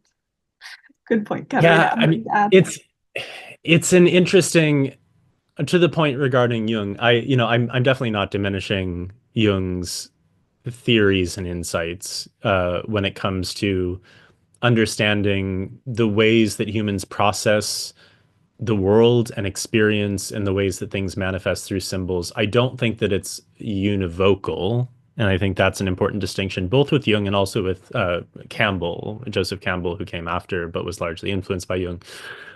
There's some reductions, let's say, that are made of the human experience that tend to dismiss the fact or just ignore the fact that there's many alternate sort of human worlds that exist. And, it's not the case that you can reduce all of humans to one sort of archetype or one monolith that relates to certain symbols as a universal archetype. There's just a lot more variability. The same thing with Campbell's approach to like the hero with a thousand faces. Yes, in many different mythological traditions, we can find consistencies and certain trends and certain motifs and archetypes. A lot of times, those traditions that are being compared also have common origins in sort of common linguistic and cultural traditions like Proto-Indo-European. So it makes sense that we would find some of these commonalities, but there are a lot of outliers as well. That's an important distinction. I do think that like the salient point is the way that this ends up getting translated out of the context of dreams and stories and into daily life. And I think that's where it gets really problematic. I do think that there are motifs that emerge over and over and over again in the stories that we tell, especially in certain cultural continua, that do have this sort of arising from some kind of collective imagination that might be innate. It might be a culturally sort of ingrained aspect of our related languages and the stories that we've been telling with each other for tens of thousands of years. Who knows? But I think when it ends up getting put into real life to the point, and usually this isn't really a Jungian thing necessarily, even though synchronicities, sure, that's sort of above my pay grade to talk about, let's say. I'm not going to make any like judgments about whether synchronicity is a real thing or not. Seems to be, maybe, I don't know. But when it comes to like new age spiritual sort of appropriations of supposedly indigenous ideas, especially surrounding animals, that's where I find it to be hard for me to stomach, is when like the appearance of an animal in your life ends up being reduced to a sort of symbol of something very human. And I also, find this is one of the things that I think is so valuable about Tolkien's work when it comes to mythology. Modern fantasy being a sort of different thing that's often very allegorical and very symbolic. There are symbols in Tolkien's work, but it's not allegorical. It's not representing something else. It's representing itself. It is itself the primary mythos that if we understand it and if we relate to it and if we can deeply sort of allow it to seep into our psyche, then that becomes the reference point. It's not an allegory for something else. It's not referring to something else. That is what we can refer to because it's a primary sort of mythology in and of itself, which is a sort of roundabout way of saying like if there's a horse in a Tolkien story, it's not a symbol of something, it is horse. And that horse is a horse and has a horse experience and is embodied as a horse and personified as horse. And that gives us a sort of frame of reference for relating with horses, but not for reducing horse to a human symbol for bravery or whatever. I don't know. That was kind of neither here nor there, but I agree with you. I'm just seeing that we miss out the other, and you take precisely. only our human projection and what that means and read from that place. So that's precisely. And we do the same thing. I talk about this in Unseen Beings when I talk about gods and demons, and the sort of evolution from spirits to gods and demons. So this sort of, there have always been gods to a certain extent, not always. Animism's older. Animism is older than gods, ancestor veneration, or the belief in an afterlife. That is something that I think is really important for people to know, because it is not a religious idea. It is the natural state. It's our natural way of experiencing the world. In many ways, religion took us away from that. At least modern religion did. But the sort of evolution from spirits and gods as these powerful beings that are not all-knowing, they're not the creators of the universe, they're not the judges that are going to determine what happens to us after death. They're just these other forces or powers in the world that exist separate from us and that we are in relationship with. That is an older view. That eventually transitioned into an era of good guy gods, bad guy demons, or good guy god, bad guy devil, and then you got some good guy angels and some bad guy demons. But that everyone, that all of the great beings of the universe exist for us. If there's anything that goes bump in the night or any kind of powerful force that is lurking out there somewhere, it's either an angel trying to take us to heaven and follow all of God's rules, or it's a demon trying to drag us to hell because we're the most important beings in the world, and that's all that the devil wants, is to drag us to hell, even though it's God's punishment, not his, but whatever. But that whole mentality, that the development of that ontology is really telling, because it all just becomes about us. It's like, a forest spirit, they're not there for us. They might not even be aware of us. If they are, then their perception of us is probably very different from what we think it might be. Our perception of them is very much different. Naturally, automatically, it's going to be different than how they actually are. If they exist, it's a completely other mode of existence that's quite separate from us. They're not there for our purposes. And that's something that I think is really helpful for us to relate to, especially for those that have a spiritual orientation and are interested in, allowing that to be a part of their existence. I think it's important that we decolonize and de-anthropocentrize that sort of endeavor to the best of our ability. And that does include opening space for the existence of beings, human and non-human, seen and unseen, who are not there for us. Their purpose is not to do something for us or to harm us or help us or whatever. We're in relationship with them. That's the most of it. They might have stuff to teach us, as with everyone else, but they probably don't know everything. Great, thank you, Katerina, for adding that. Then we have a question from Kat, whose microphone is not working, so I will ask it for you. Kat is wondering if you think, Erik, that it would be beneficial to think of human animals in the role of stewards rather than saviors of the earth. The understanding of why our cognitive abilities are different could be seen as our responsibility to help, to understand, to protect all other beings outside of the ego. I think that there is some space for that. I struggle with the word steward because it's been used so frequently in an attempt to reposition Abrahamic religion, but specifically Christianity, as an ecocentric religion. Oftentimes this is spoken about in terms of stewardship, trying to refashion the verses in Genesis from a sort of, from God giving humanity dominion into giving humanity stewardship. And I just find that to be, I don't think it's, I think it's distasteful, given everything that has happened and given the role that Christianity specifically, but other Abrahamic religions to an extent, have played in the development of anthropocentrism and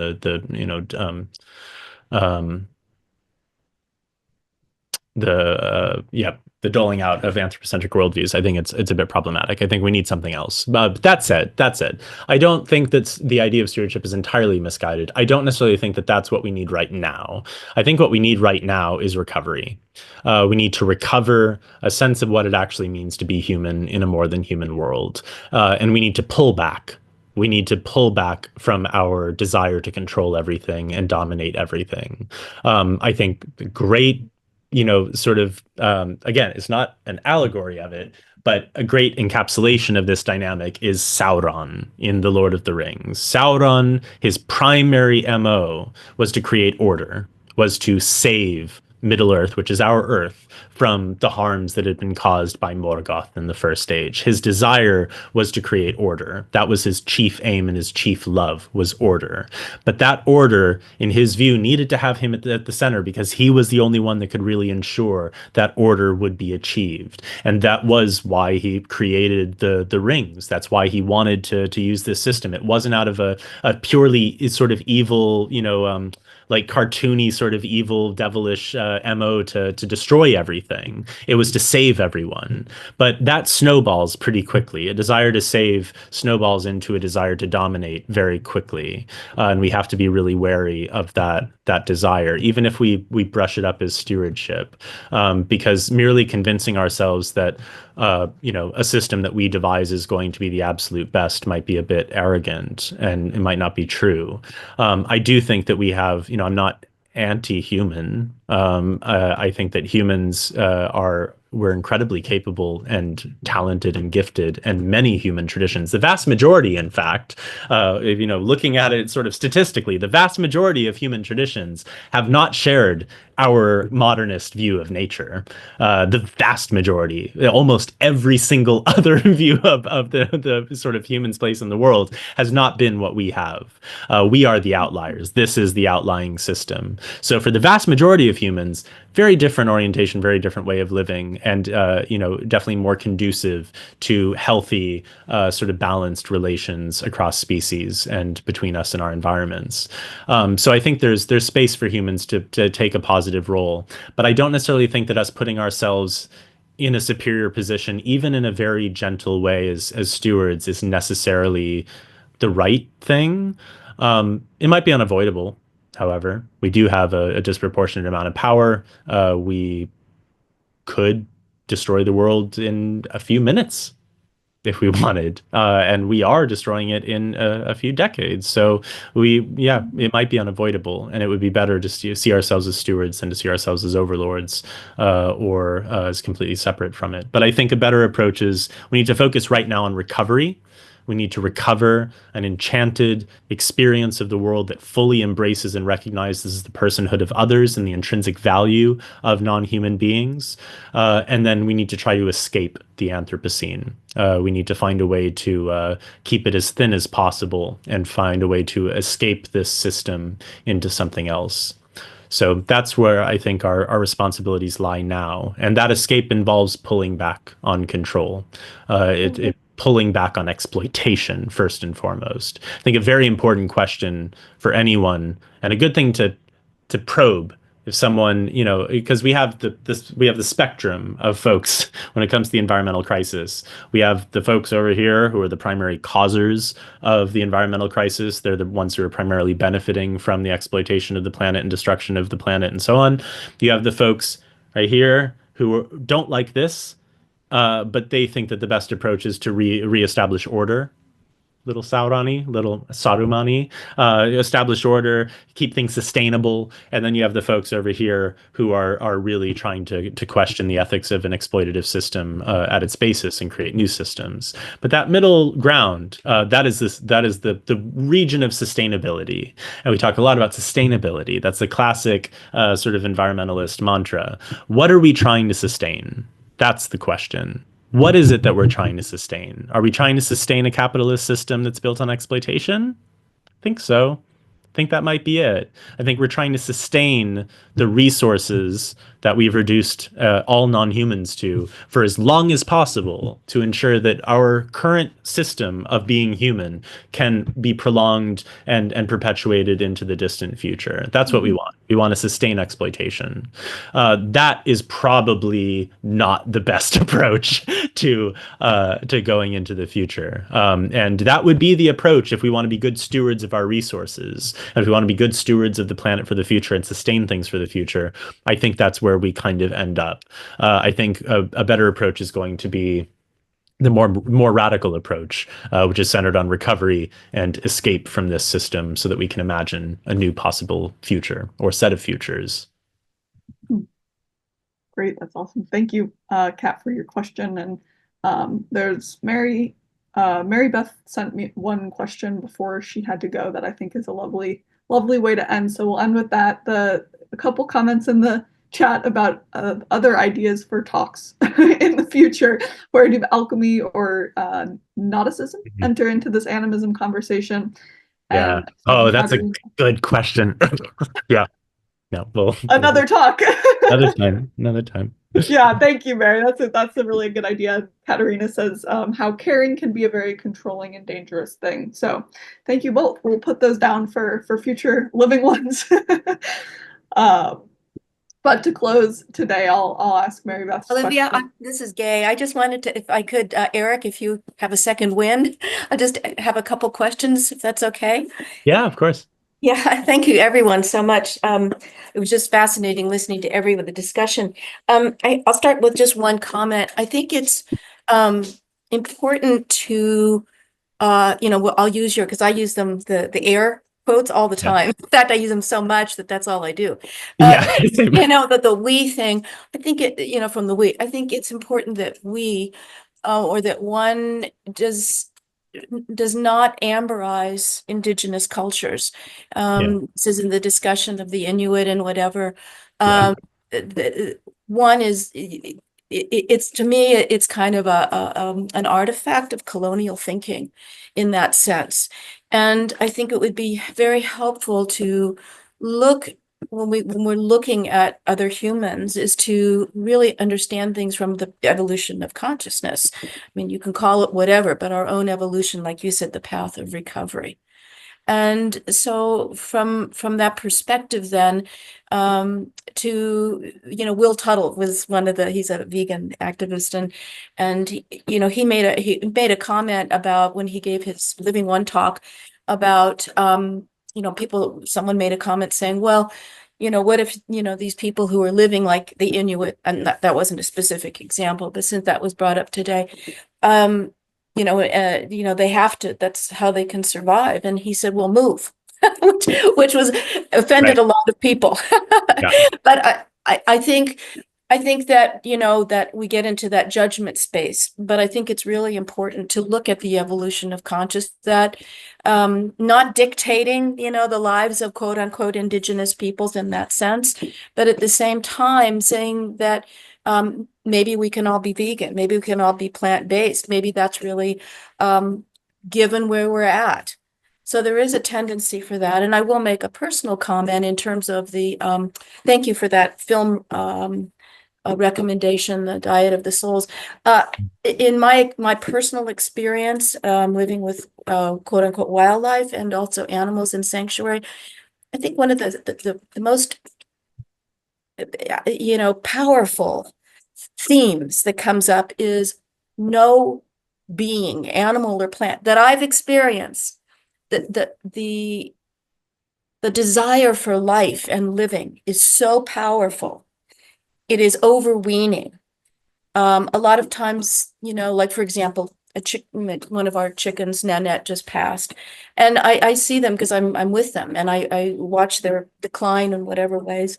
And people say, well, they don't show they don't show their illness, because sometimes I get shocked, like what happened? They don't show their illness because they're prey, and so they hide it.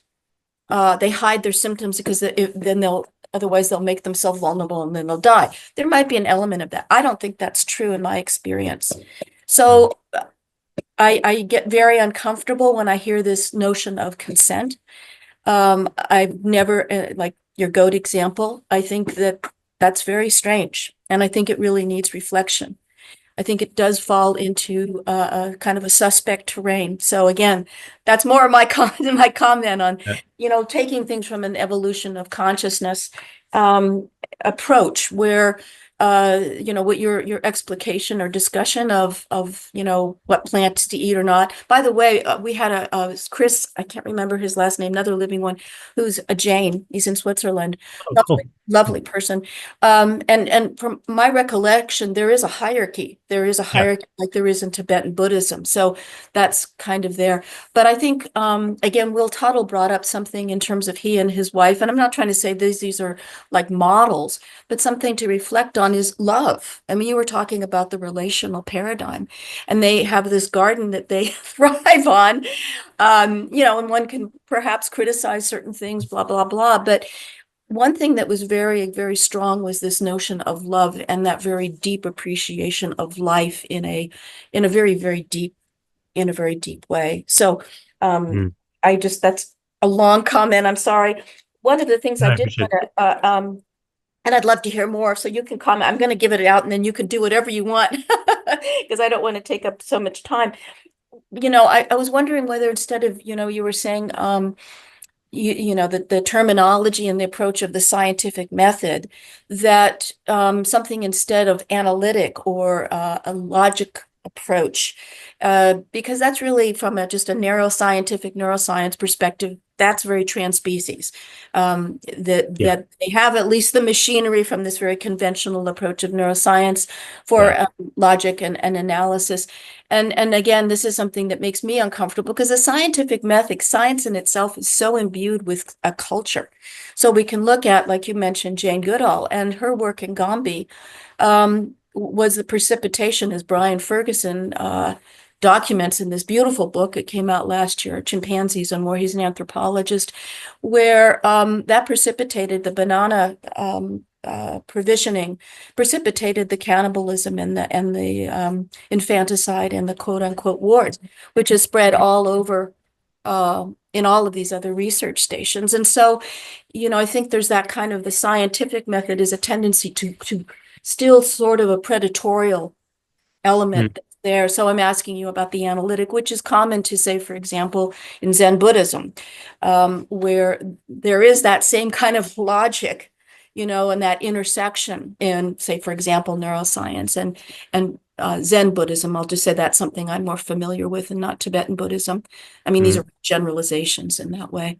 So that was one of the things I just thought about that. And what your feeling was in the notion of that dimension.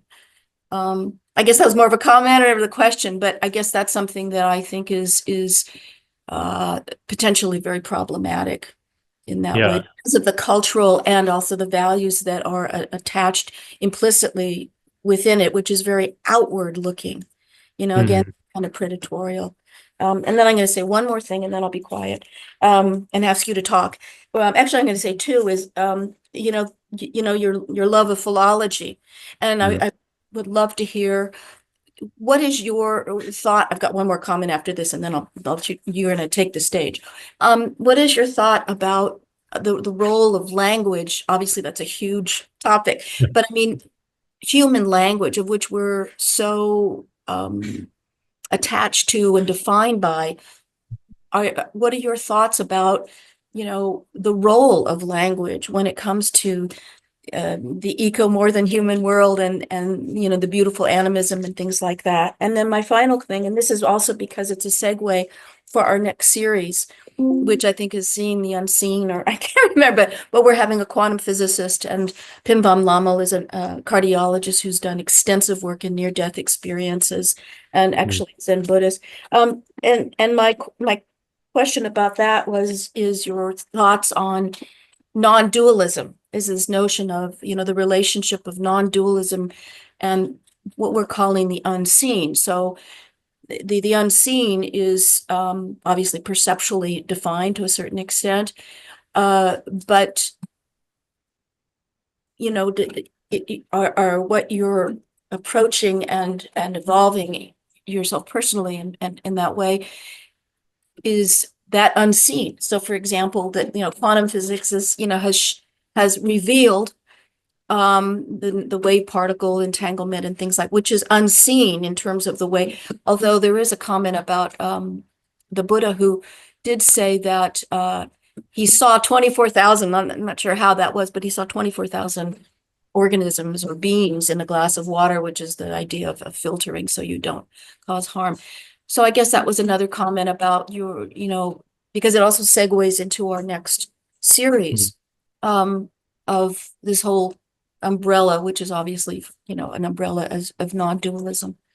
So that's it. So well, no, thank you for the questions and comments. Those were all very interesting, and I could easily spend days answering them, but I will try to. That's our intent. You're here for the rest of the weekend. Yeah, no, exactly. Because there are a lot of can of worms that I would love to open up, but I will avoid doing so. I will just briefly comment on a few of them.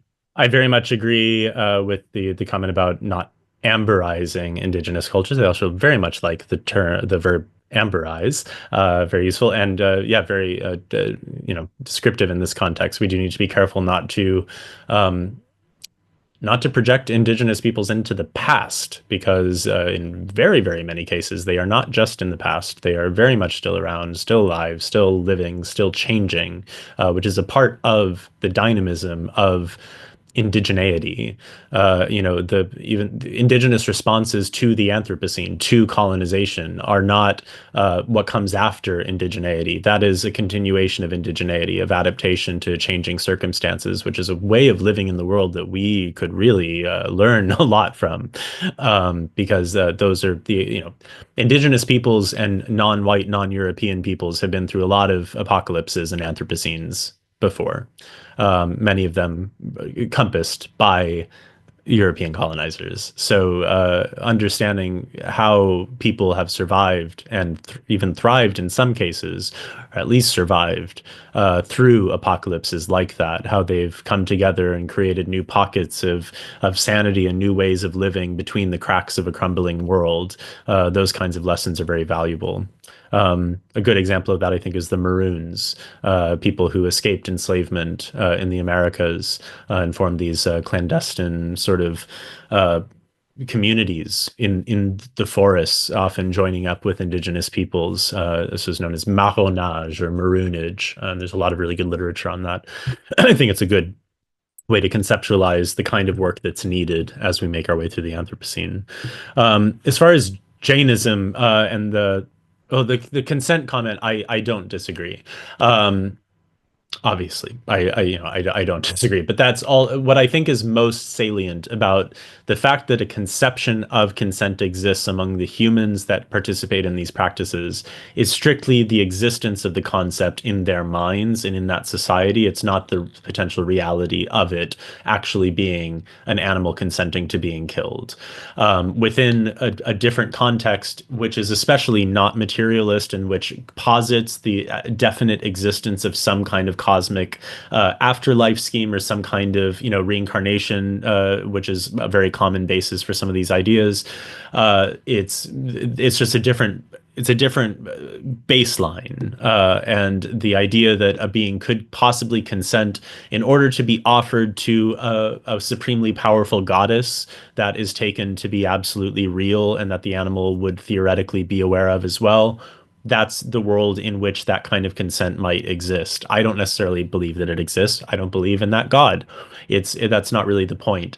But I take your point. But I do think it's important, or it makes a difference. That's what it does. It makes a difference in people's relationship with violence, with animal exploitation and slaughter, and ultimately with their relationships to the animals in a context in which animal death is a requirement for life, for human life to be able to subsist. The ways that we negotiate that reality, that people navigate it, tell us a lot, I think, about those people and their worldview. And I think it would behoove us to, approach some of those questions in today's world. Though ideally, those that are in a world in which they can avoid it, it's probably an ethical responsibility to avoid it. But it also just comes down again to that question of relationship. All I can say for myself is it is not my relationship with animals that I kill them and eat them. That's just not the relationship that I have with animals. There are certainly other people for whom that is their relationship with animals. Do I think it's ethical? Not necessarily. I don't think the animals would think so, but I also acknowledge that there are other worlds, there are other ways of living and other kinds of relationships, and it's just not my relationship. The relationship that my, Sami ancestors had with their reindeer, I'm not gonna say that they were, fundamentally wrong for exploiting reindeer in the way that they did. I don't think they would regard it as exploitation. I don't think modern Sami regard it as exploitation. Some do, but their relationships with the reindeer are that they are a part of their families. They take care of them. They love them. They're sort of companion animals in life. But then they are killed and they're used for various purposes. But they also live in the far north where plant crops don't thrive at all. So it's complicated. Obviously, that's a big can of worms that I don't want to open too much. But in short, I hear your consent comment, and I do agree. But I think that there's nuances there that are valuable to think about, sort of anthropologically and sociologically and philosophically. For Jainism and the hierarchy beings, definitely there is a hierarchy. It's primarily based on the number of senses, which is not true. Jainism posits that plants are single sensory organisms. They only have the sense of touch. We know that that's not true. We know that plants have an ability to hear, feel, smell, taste, even see, which is mind-blowing. So they're multisensory beings like animals. But the basis of this hierarchy is that single sensory beings are the lowest rung, still valuable, and you still shouldn't kill them. Important, no violence towards them, but they're still the least important. And then second would be second sensors, two sensory beings, three sensory beings, etc. That I think I don't think having some kind of a pragmatic hierarchy like that when it comes to day-to-day ethics, I think is probably necessary. I think we all have that, even those of us that are very equanimous in our appreciation for life. I made my comment about dogs, and I would probably save a dog before I would save a child. Realistically, I'm not saying it's right. That's my relationship. That's what I would do in the moment, instinctually. But beyond dogs, if I had to sort of prioritize, again, gun to the head, do you save a human or a cow or a tree? I know the order that I'm going to approach that in. And that's something that we do need to have pragmatically, we probably need to navigate those sorts of complexities. It's probably not an absolute reality. It's not absolutely true that a tree's life is ultimately existentially less valuable than a cow's. There's no way to determine that. This is a subjective, sort of qualitative assessment. But it makes sense in an ethical system, a moral system, to have those kinds of ideas. I do think that some of them get really out of hand. And I find in Jainism, at least, there is an honest recognition that any beings should be included in the sort of admonition against harm and killing. Buddhism does not have that, and very frequently doesn't give a rat's ass about the welfare of animals either, when it comes to actual exploitation of animals, in especially Tibetan Buddhism, but I find this pretty universal in most forms of Buddhism. Not all. Can I make a quick comment here? Yeah. And I think you could speak to this. That's why I think it's so germane, is to again having this notion of what we can do now, and where we're heading in a sense. Because just I'll use myself as an example, as hardcore that I think I am in terms of life and respecting life and all. I violate things every moment. I have windows that birds fall, I'm going to try not to, so I think that's something. I guess I would ask you to comment on that in all these discussions in your work and all, is that to keep in mind of what we can do now, while at the same time, where we can start to reach toward in that way. Sorry, I didn't mean to interrupt, but I just felt that you had an important perspective on understanding that there is that difference, because I think we get so locked in, like, I don't know, what do I do? You know what I mean? And there's so much, like you brought up, and that's my opinion, is it's pretty easy in most cases to be able to say, I'm not going to eat animals. I mean, in other words, there's some easy, well, I put it in parentheses or whatever, quotation, that anyways, that's it. Like, there's some things that we can do that we don't have to really think about to do. And then these more complex kinds of things like you're bringing up will unfold. It's kind of like going up a mountain. You look at a map and you kind of go, oh, I'm going to go up there. But then when you get up to that point, you kind of go, wow, you have a different perspective, a different view. So anyways, I just wanted to say, I think that you have a very wonderful perspective on those distinctions. No, I appreciate that. That it's a very good question. I will answer that, because that is something that I had hoped would come up.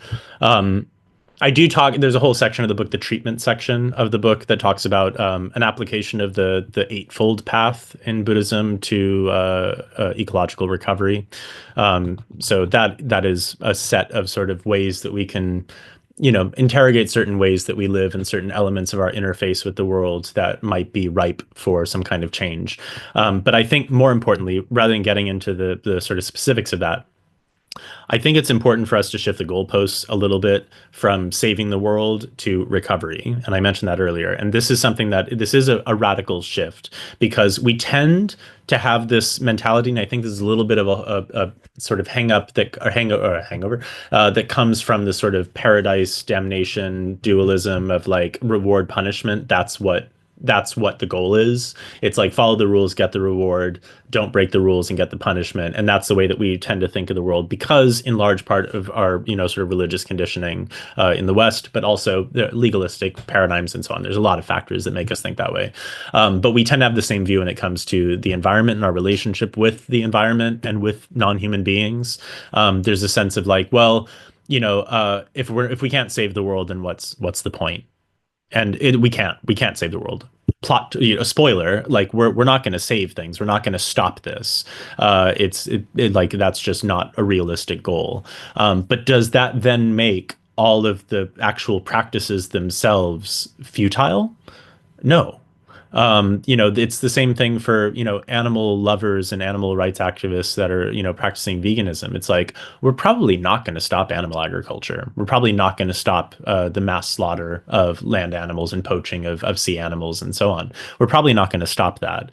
Does that mean that we shouldn't do it ourselves, that we shouldn't, choose to not eat animal products? No, that doesn't mean that. There's still a benefit, even if it's just the benefit, I don't know how true it is, but that, the average vegan or vegetarian saves about one animal a day. That one animal, that's significant. That is something. That is significant enough that I will continue to do this for as long as I feel compelled and sort of committed to doing it, which I hope will be forever. But it's the same thing of like, if you offer some, cash to someone on the street, I toss a couple of quid to someone sleeping rough, on the corner. I could easily think, well, I'm never going to be able to stop homelessness if we don't do this. There's so many homeless people in this city. How can we possibly stop that? Me giving this guy 2 quid isn't going to actually stop that. Doesn't matter. It's still that guy and that 2 quid is going to make a little bit of a difference and improve his life a little bit for a moment, however he chooses to use it. That matters. And it's shifting the goalposts from a desire to like fix everything and have some massive world altering consequence to recognizing that real change comes in these little moments. It comes from, again, creating space for new life to grow from the cracks of a crumbling world. We're not going to stop the apocalypse. We're not going to stop the Anthropocene. This world that we have been living in, that we have created on the backs of exploitation, is crumbling, and we kind of need to just let it crumble. Our part is not to scaffold it and hold it together and stop it from falling apart.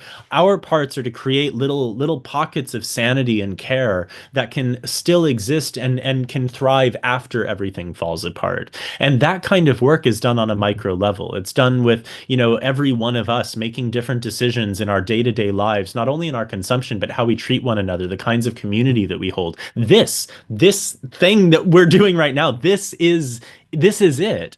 And it's not only it if 6 billion other people join it. That's not the point. This is it. This is the value. And it's a macro level and a micro level, or it's an outer social level and also an inner level. You guys are creating community with this, and you're creating community based in care. And that's remarkable. And that creates a real social impact. But also on an individual level, this is meaning making. There probably is no single overarching absolute meaning to life.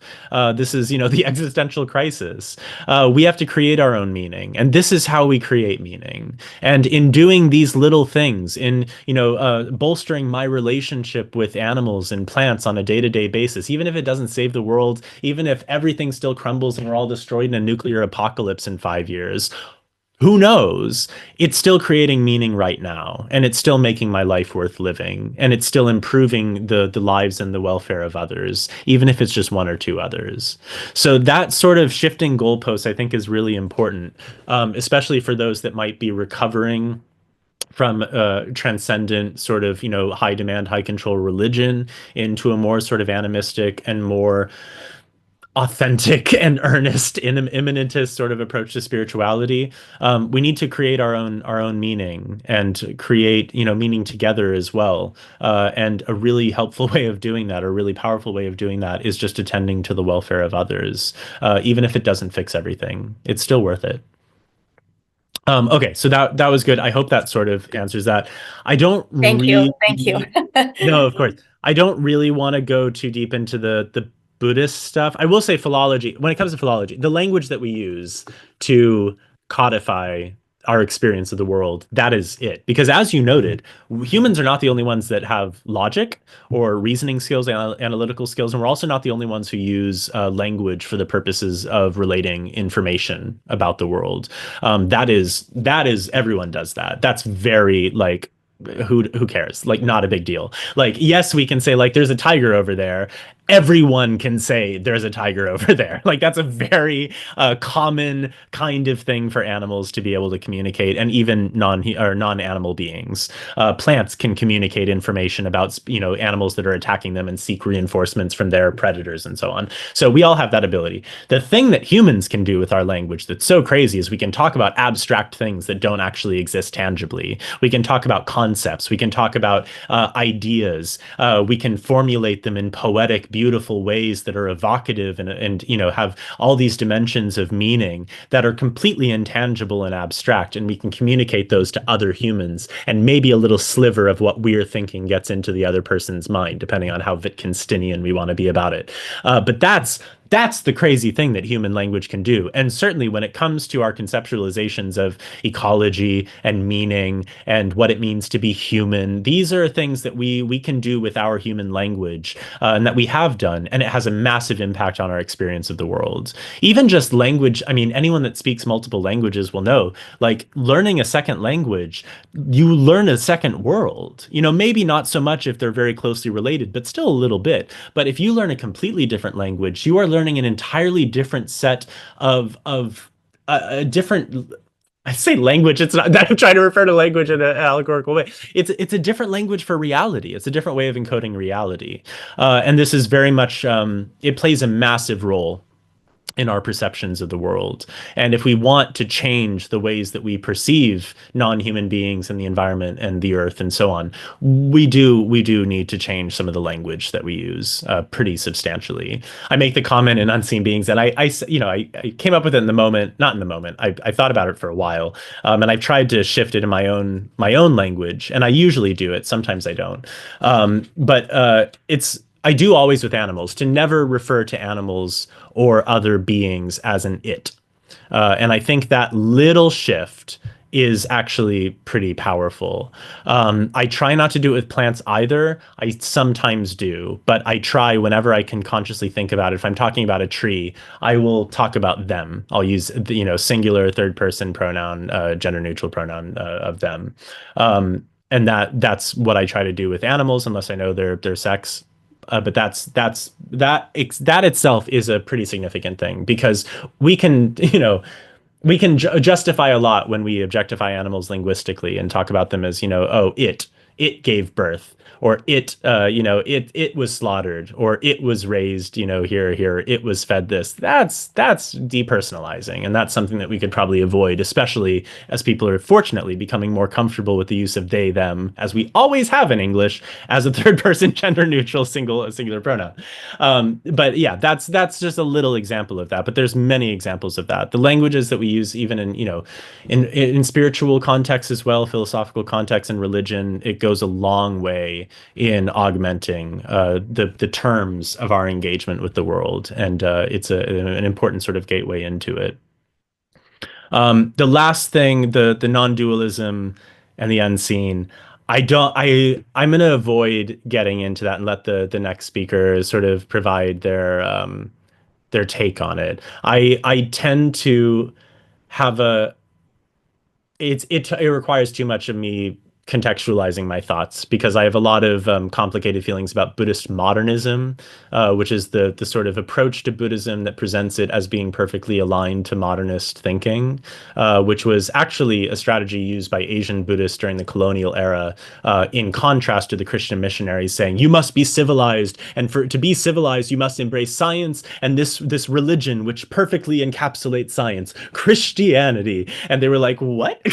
We don't think we think maybe our thing over here is actually a little bit closer to the science stuff you're talking about than that thing that you're talking about. So that was actually it was a Buddhist sort of resistance movement to colonization and to missionaries trying to convert Buddhists to Christianity in the colonial era.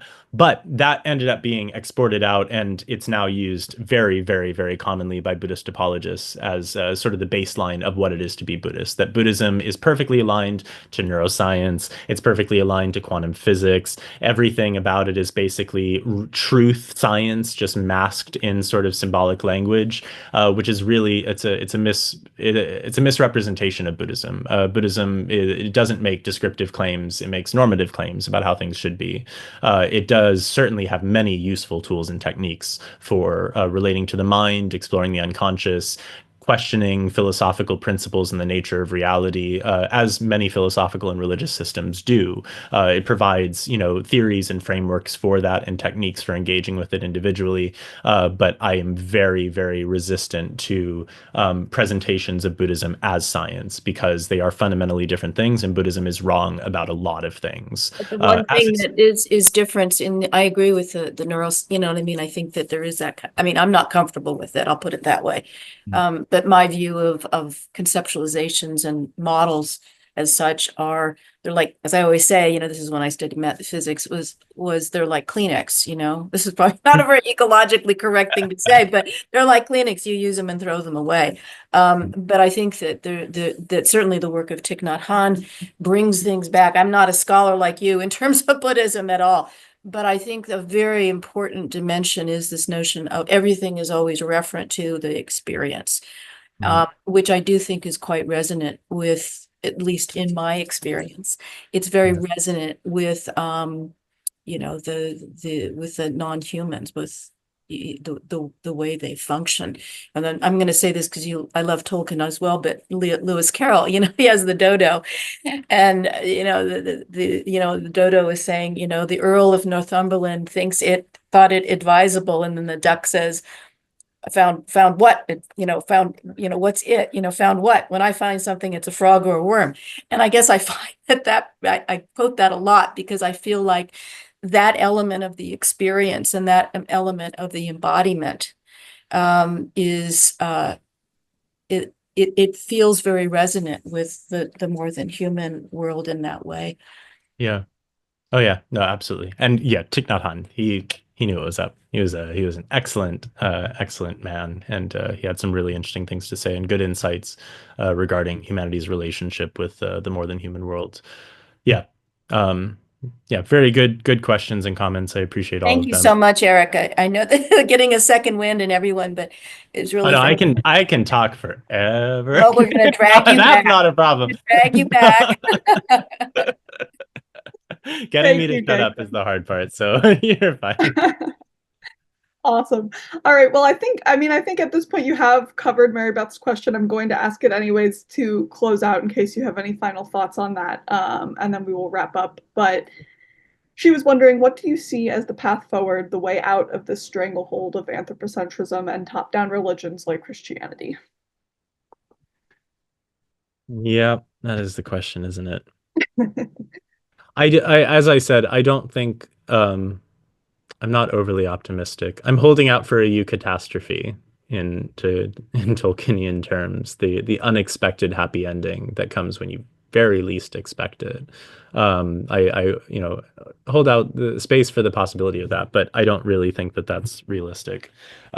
What I do think is realistic, because the ending of this world is not the ending of all worlds. The systems that we have created and that we have, subsisted on for at least 500 years, really, it's this 500-year period of, capitalist exploitation. It's crumbling and it needs to crumble, but it's not the ending of all worlds. And I think the responsibilities that we have as people who are relatively plugged in and interested and awake and aware and ready to do something to try to help. It's precisely this. It's creating community. It's causing as little harm as possible within your own means in your own life, trying to alleviate as much harm as you can. But, you know, to create community, to do the work yourself, to augment the way that you see the world so you can recover a more authentic sense of what it is to be human, so that you can help us all escape. And, you know, that escape is not an escape from reality. It's an escape from the, you know, existential shackles that we've been placed in. You know, this is the escapism that is also afforded by myth and fantasy and fairy stories. You know, Tolkien talks about this a lot in his essay on fairy stories. It's not an escape from reality. Everyone talks about escapism. Oh, it's so terrible and escapist. We have a lot that we should probably try to escape from. You know, we are wrongfully imprisoned in a view of the world that is not only destructive to the world and to non-human beings, it's also miserable. You know, we have more deaths of despair than human societies have ever dealt with in you know, the most affluent nations on Earth. You know, it's like we're not in a good place existentially, and we're not in a good place ecologically. So, and sociologically. I mean, a lot is wrong. A lot is not going great. So, you know, it would make sense that we would want to escape, and we can help to facilitate those escapes by creating little pockets of other ways of living and other ways of being that can grow from the cracks of a crumbling world. So, you know, creating community in the ways that you can, decolonizing your spirituality, de-anthropomorphizing or anthropocentrizing, centralizing your view of the world and your philosophy, causing as little harm as possible, doing the work to rewild yourself. Yeah. You know, these are the kinds of things that we need to do. There's a lot of other stuff that needs to be done, obviously, but a lot of that is logistical stuff that you know, we have to tackle, you know, in an organized fashion. But if we try to approach everything on this sort of legislative level purely without doing the necessary philosophical work beforehand of changing our view, it's just going to be sustaining exploitation. It's not going to be actually fixing anything. So I think it's primarily important that we do shift our view, so that we can then approach things from a different perspective, change the stories that we tell about our world, so that we can change the way we feel about it and the way that we behave in it. Beautiful. Wow, what a session this has been.